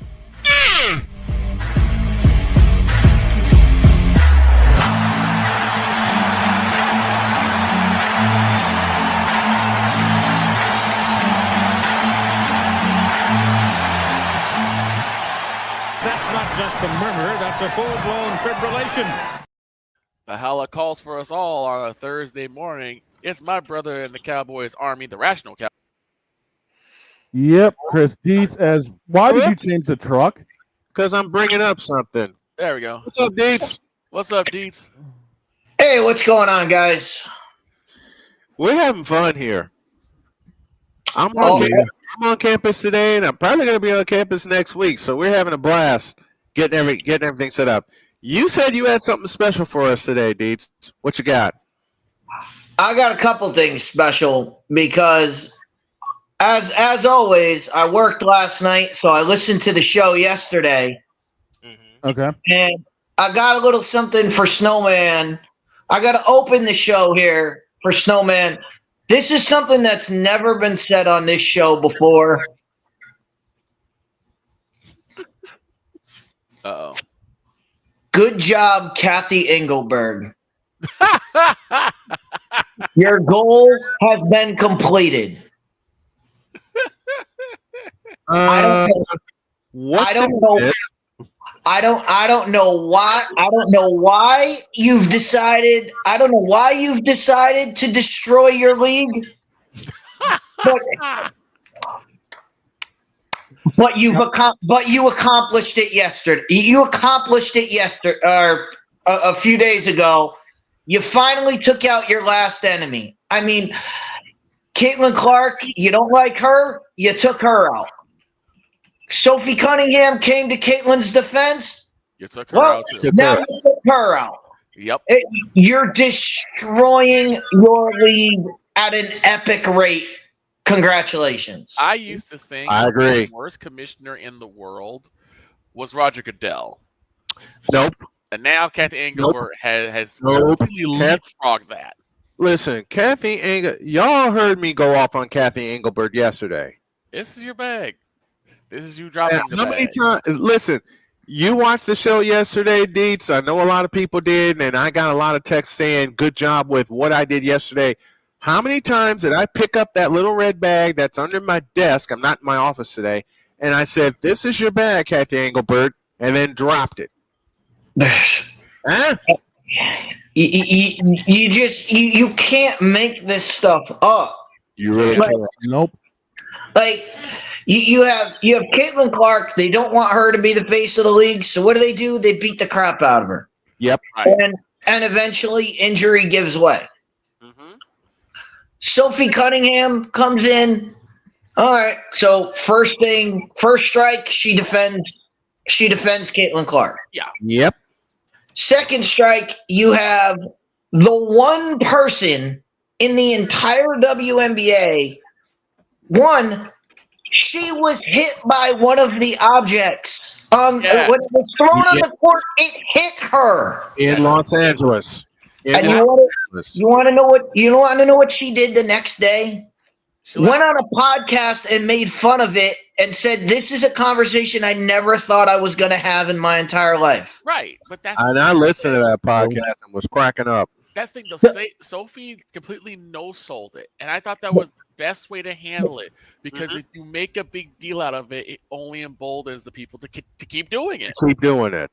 The only one of these people, the only one in the WNBA who wasn't going to play victim was Sophie Cunningham. Yeah, exactly. And they didn't like that. So that's strike two.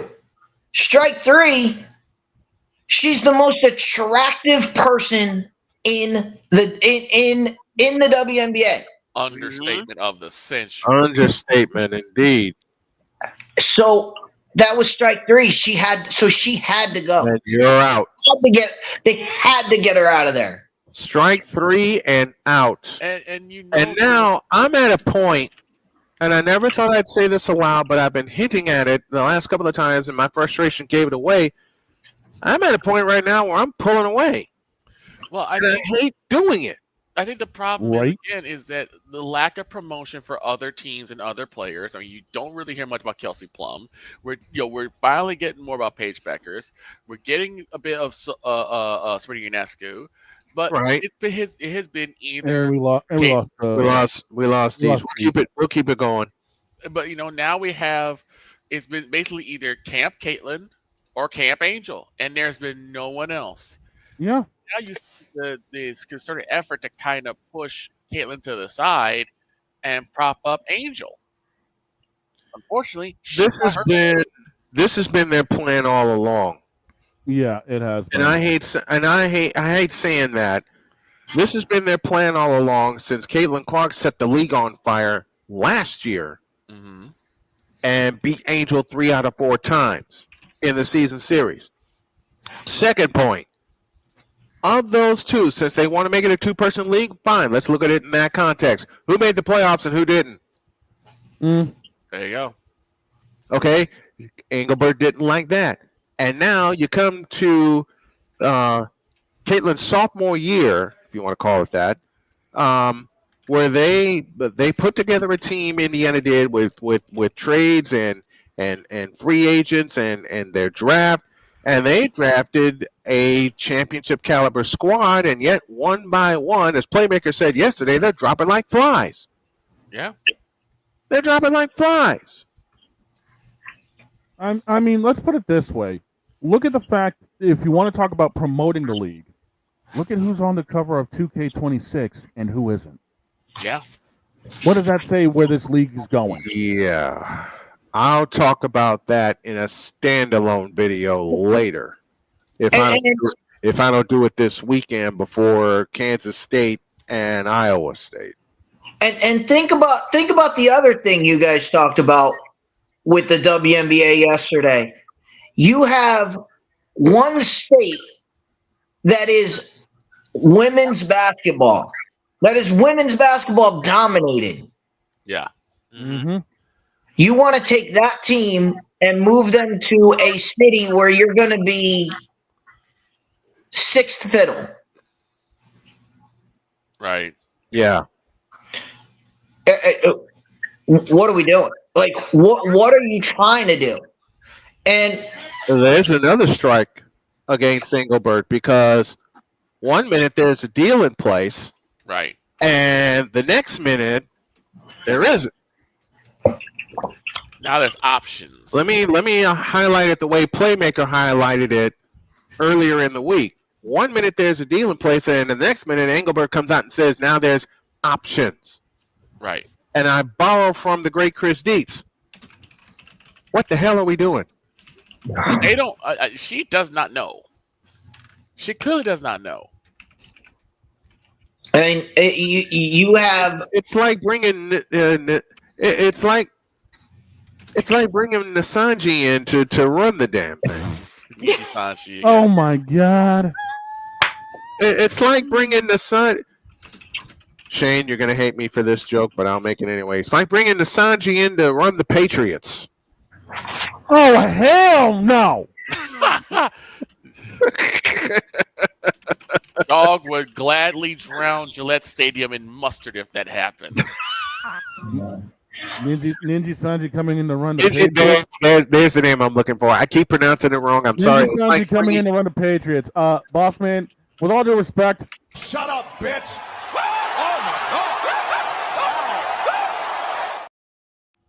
And Playmaker just said something very, very true. Engelbert is being manipulative with the sale of with the sale of the Sun. Right. Not only is she being manipulative, she's being secretive. Yeah. I mean, it's like bringing Ninja Sanji in to run your league. It's like bringing Ninja Sanji in to run the Cubs. I'd rather enjoy that just to see it burn. Oh dear God!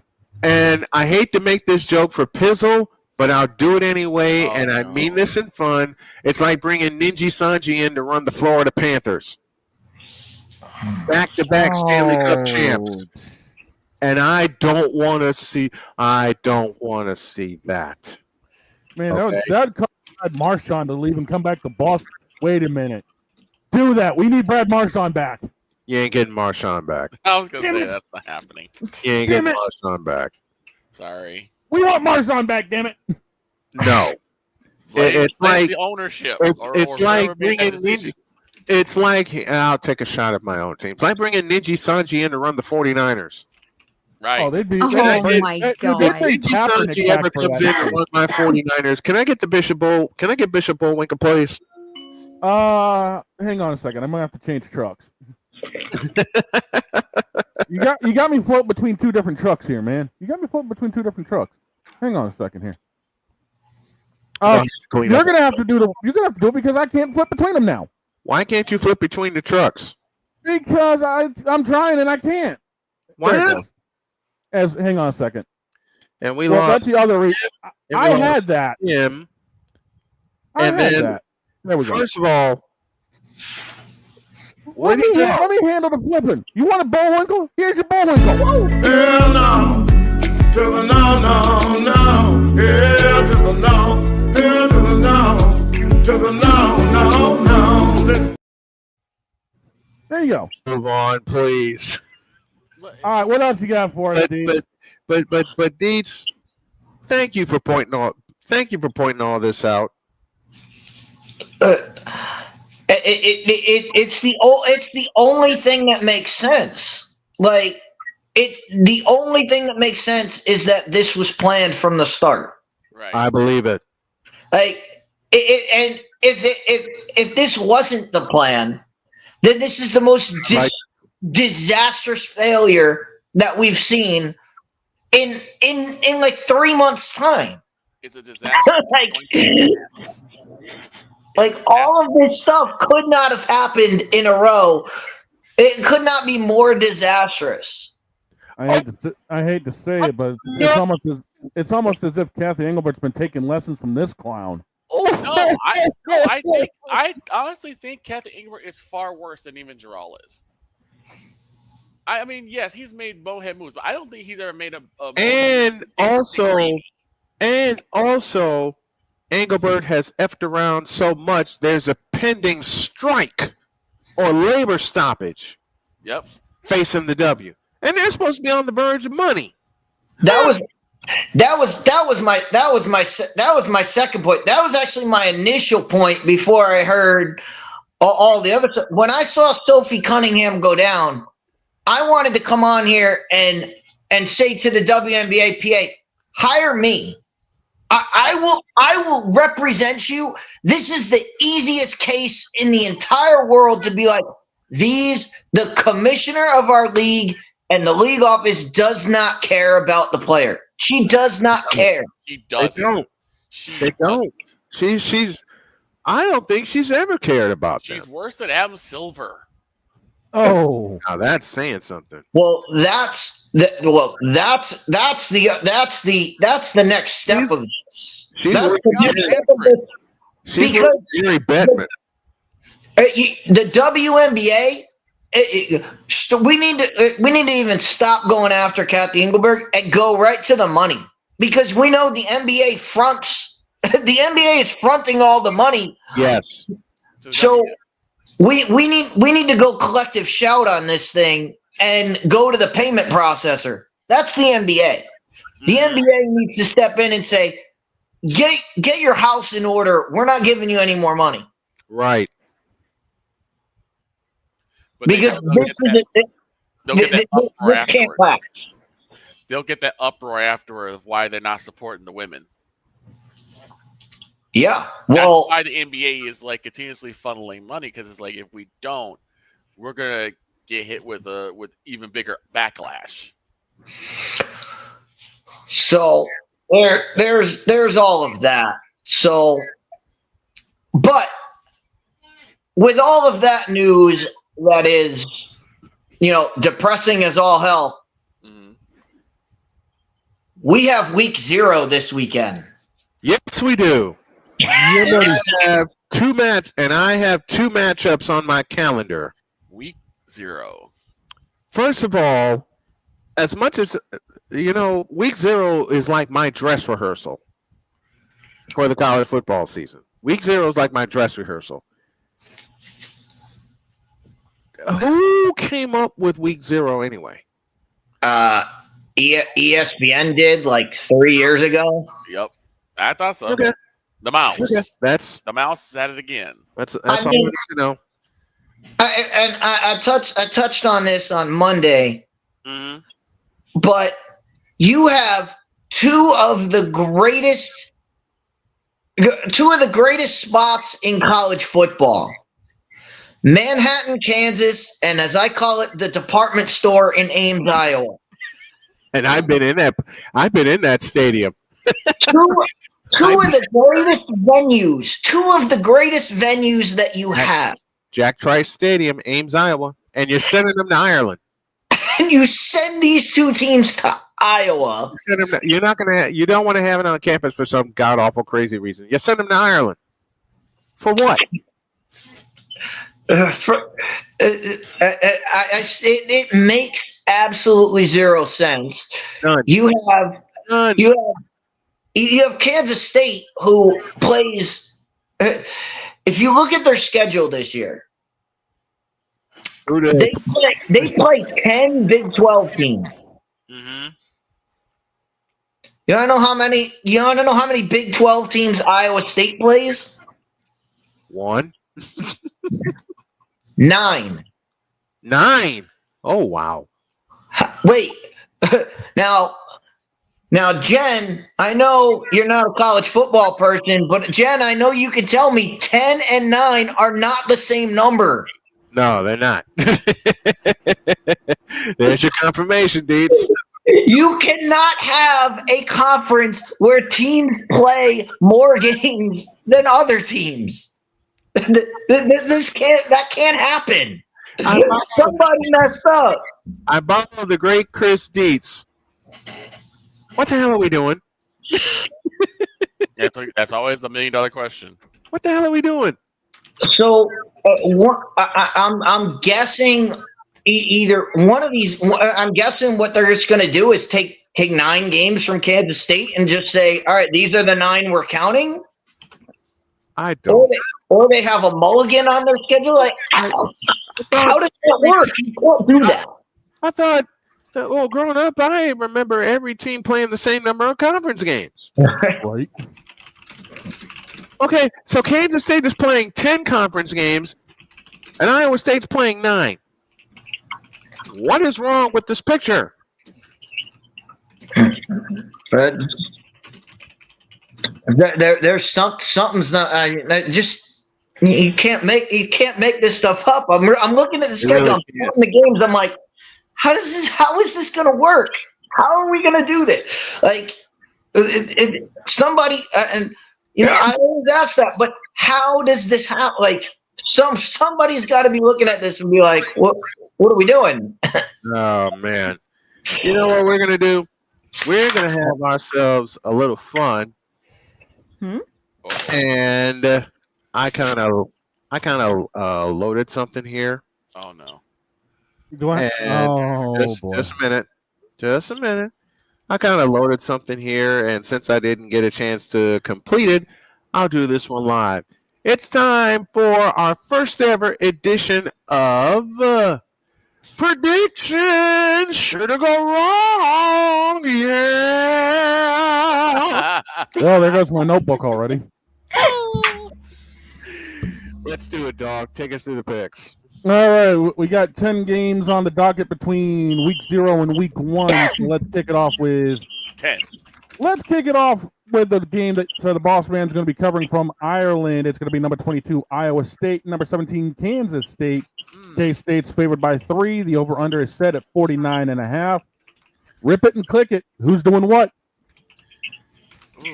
I don't know why I'm going underdog on this one, even though I'm calling this and I'm kind of cheering for both teams because I like the matchup and it's a Big 12 matchup and it should be held on campus. It should. But it's not. Thank the NFL. Thank you, Playmaker. Thank the NFL for sending the Big 12 matchup to Ireland. And I don't know how you make this up. I'm going with the Cyclones. I don't know why. I don't know what. I don't know where. And I don't know who. But I'm going with the Cyclones. All right. Let's see who you got in this matchup. I think Avery Johnson stepped up last year, and I think he steps into his own, and this is the start of it for Kansas State. So I'm going to go with the Wildcats. Vic Duffy, what do you got? I'm going the same way. I'm actually looking for K-State to have a good game on this one. I'm going to go with the Wildcats. And I'm looking forward to seeing Avery Johnson play. I got all my lineups done. I'm looking forward to seeing Avery Johnson play. Okay, dog. Honestly, I'm looking at this to come down to the wire. Whoever's got the last possession is probably going to win this thing. Oh, so I couldn't even see it on the side, right? Yeah, I see this basically going also into overtime possibility. Wouldn't be surprised. Based off of what I saw last year with these two teams and going into this one, I'm actually going to go with the upset, and I'm actually going to go Iowa State. Okay. You're going Iowa State. Okay. 2 apiece on this one. Next one. Next game is going to be the 28th of August from Arrowhead. It's Nebraska and Cincinnati. Nebraska's favored by 6.5, and the over-under's at 53.5. Boss man, lead us off. Nebraska, Cincinnati. Yeah. Cincinnati, Nebraska. Oh, hell no. Nebraska. Dylan Raiola. Who do you got? Who do you got? Yeah, too much Dylan Raiola, and Cincinnati has not been. They've not been the same team since Luke Fickell left. So I'm going with Nebraska. Right. Vic? Yeah, I'm going to do it the same way. I'm going to go Nebraska. I usually am the Cincinnati guy. I usually like WTF Cincinnati. And there is a legendary Dr. K. Hey, it's the good doctor. Hi, guys. Hello. We're doing our picks now so we can wrap up and get out of here. I'll hurry the heck up. I'm You're trying. just talking too much. We're working. Why don't you pick Nebraska or Cincinnati? Pick one. Well, Cincinnati's closer, so we'll go with them. We're going with Cincinnati. All right, I'm going Nebraska because I usually am the Cincinnati guy. You should tune into WKRP, but I'm not this time. I'm turning off the radio, and I'm going to go with Nebraska. What's up, Sam? I'm going to be taking. I got another buddy here that was down in Terre Haute. Yep. I'm going clean sweep with Nebraska. The running game, I feel, is going to be a lot stronger than what people are expecting. Nebraska's going to pound the ball in way too much. Cincinnati's not going to have an answer. And ladies and gentlemen, that is the first of this season's SeatGeek Clean Sweep. Yep. Next one on the list is August 29th. We're starting with a Friday night next week. It's going to be Auburn and Baylor. Auburn's favored by 2.5. The over/under's at 57.5. Boss man, we talked about this game. It's going to be a good one. Who is I'm being tickled here? Auburn and it's Baylor. Auburn and Baylor. Auburn's 2.5 favorite. Second Bears by 50. Oh, so you're taking the Bears on this one? Look, Auburn has proven nothing to me in 3.5 years. I'm taking the Bears, and I'm taking them by 50 down in Waco, Texas. Who you got, DT? Now, in the Big 12 versus SEC matchup, usually I'm going to take SEC, but Auburn has just been a disaster. I'm going with Baylor. Thank you. I'm taking Baylor, and I'm taking them by 50. Vic? Normally, this would be a really tough choice, but now this one's actually quite easy. Baylor. And you know what? We'll make it another SeatGeek sweep. I'm taking Baylor in this one as well. Yep. And Pizzo's adding to the sweep. He's also taking Baylor. Next one. Next one on the hit list. It's Georgia Tech making the road trip to Boulder to see Coach Prime and them Colorado Buffaloes. G-Tech is favored by 4. The over-under is at 54.5. And G-Tech's going to score 50 of them. I'm calling for it. Give me Georgia. This is one of those games that everybody expects Georgia Tech to win. That means Colorado's going to win. And you know what? I can't argue with that logic. I've watched college football for many years. It just has that feeling. Colorado, we don't know anything about them. You know, how do they replace Shedeur Sanders? How do they replace Travis Hunter? How do they replace Webster and the rest of that offense? Right? Dion's got a chance to blow up. They're home dogs. Like, that usually doesn't happen. Everything that shouldn't happen is happening right now.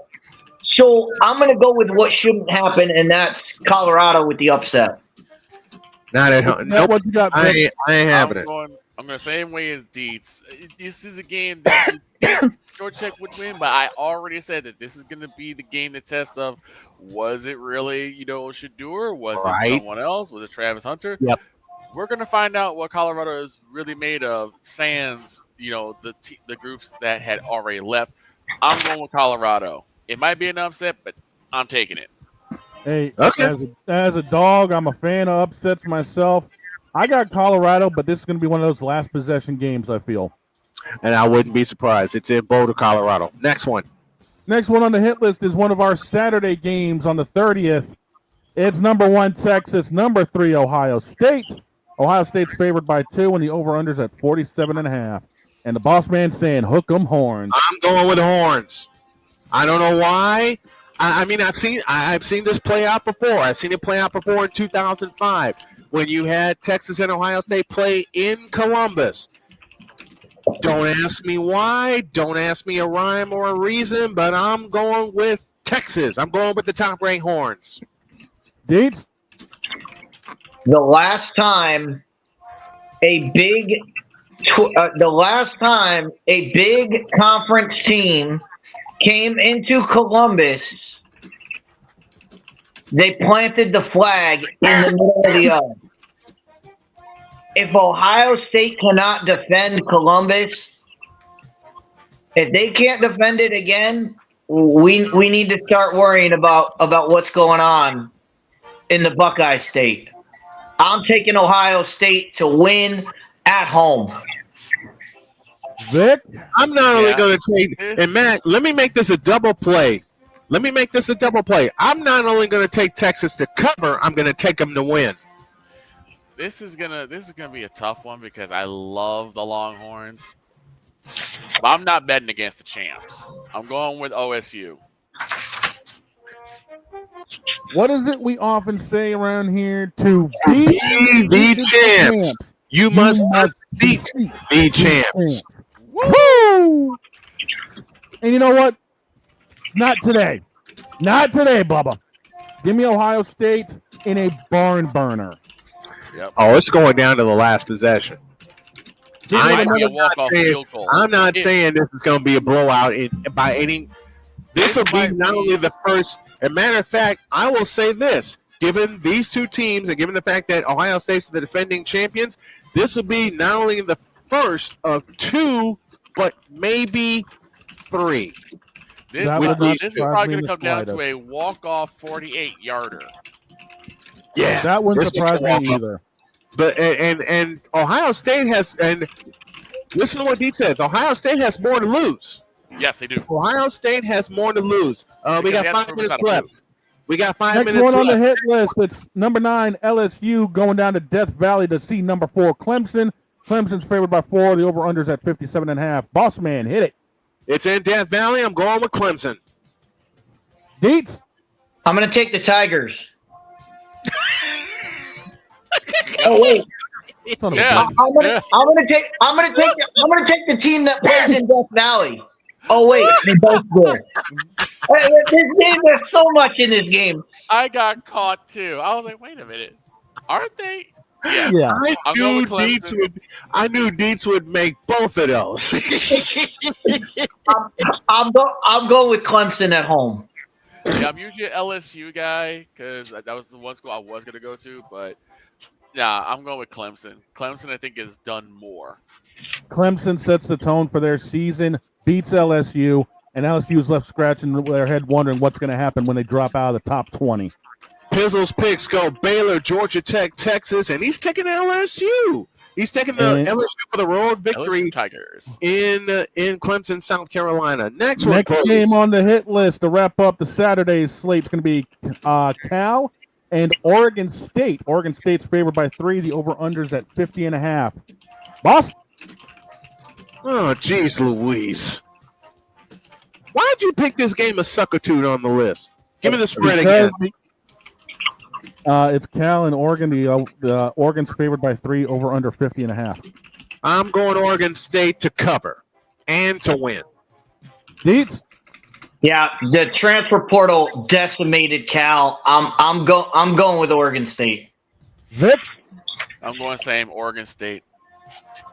And I'll wrap that up in a nice pretty little bow and say, yeah, the portal screwed Cal over. Oregon wins this one. And Pizzle's picking Cal on this one. We got a Sunday game. One more Saturday game, and that's the one I'm going to call. It's one of the late ones. It is Stanford and Hawaii, and it's in Hawaii. And I'm going with the Warriors. I may be the lone wolf, so let me howl out. I'm going with Hawaii. So we're picking 11 games. Okay. I'm going with Hawaii. Who you got? Okay. Who you got for this one, Piz? Stanford, Hawaii. I'm going with Hawaii. Who you got for this one, DT? I'm going with Hawaii as well. Stanford is not the same Stanford team we know, and until they get back to that, I can't go against the Warriors. I can't go against the Warriors either, and that's a game I'm calling. 7 o'clock for the pregame, 7:30 for the kick. Victor, what you got for us? Except the roasted pig, I'm going with Hawaii. Do we have a sweep? Because Pizzle's picked Hawaii.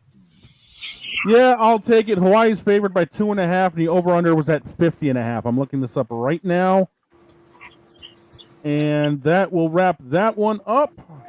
The Sunday game starting on the 31st. A rivalry renewed. Catholics versus convicts. It's number 6 Notre Dame going to number 10 Miami. Notre Dame's favored 2.5, over/under 50.5. What do you got? Cheer for old Notre Dame. I'm taking the Fighting Irish. Deets? In the famous words of Jimmy Johnson, do not leave the game on the field in South Bend. Nope. Don't ever do that. Fight Irish fight. I'm taking Notre Dame in a close one. Okay, we got Pistol picking the U. Victor's picking the Irish. Which way do you go, dog? I'm taking the Irish as well. The running game is going to be far too much for Miami to get a hold of. Agreed. Next one on the hit list to wrap up the Sunday slate. In Atlanta, it's going to be Virginia Tech versus number 13 South Carolina. South Carolina is favored by 7.5, over under 48.5. Boss, all right. Give me South Carolina. I'm just going to go ahead and it's in Atlanta. It's at Mercedes-Benz Stadium. That's SEC territory. Give me South Carolina. Deets. Yeah, this is the coming out party for the Gamecocks. I'm going South Carolina as well. Vic, going with the Gamecocks, south of my home state. Ain't this just the cocky little sweep? I'll take South Carolina myself. And to wrap this party up, 9-1. That's right, September 1st. It's the unveiling of Chapel Billion. It's TCU favored by 3.5 going into Tar Heel country. The over-under at 58.5. Boss? You know what? I shouldn't do it, but I'm going to do it anyway. Oh, hell no. What am I talking about? I may be a homer, but I ain't stupid. Give me the Frogs. Beats? Yeah, Bill Belichick was brought in there for a reason. TCU is a better built team. Sonny Dykes is not a slouch head coach. He's been doing this for just as long as Bill Belichick has. I'm going with the seasoned veteran in this case. I'm going TCU. Give me them Frogs, baby. I'm gonna pull Renegade Lone Wolf style. I'm actually gonna go. I'm gonna side with Chapel Beal, and I'm gonna go with the Tar Heels. As boss, you just said, I may be a homer, but I ain't stupid. I grew up in the Belichick era in New England, but college ball is different. Give me the Frogs and a runaway. Those are our premier editions of predictions. Should have gone wrong. Yeah. Brought to you by BetUS.com when the game begins. Now get me the hell up out of here. All right. I'm going home from campus. My wife's here to get me. Have a great day. Remember, hey, Snowman. Yes. I know Jody's there. Speaking of predictions, sure to go right. You can tell her I said she can thank me for her starting quarterback. Yes, he did bring that up. You know what? She already knows, and she walked by me in my office one day when I said Daniel Jones should be the starting quarterback. She leaned in and said, "Well, it's about damn time you came to that." Christy's joining us each and every Thursday. Thank you very much, Deets. We love you, and we're getting out of here because I'm going to go home. Have a great day. God bless. Remember to make your next move your best move. And always remember, if your dreams don't scare you, they're simply not big enough. Dream big, do bigger. We are, and we hope you all are too. And yes, Indianapolis, you have a new quarterback. See you tomorrow. Had that.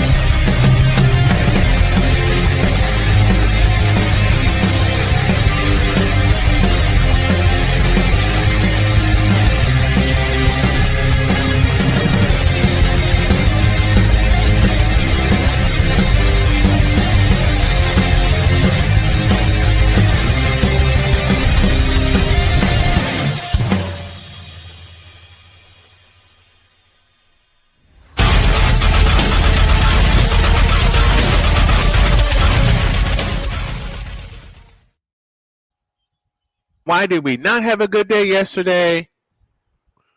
Because, yes, LeBron, it is you. It has always been you. It always will be you forever and ever. Amen. Twitch.tv/NW_Euro. So go give it a follow. Follow Q Queen. We're out of here. We are out of here. Follow Snowman Multimedia on Twitch also. SNWMN Multimedia. Yeah. See you tomorrow. See you tomorrow. Later.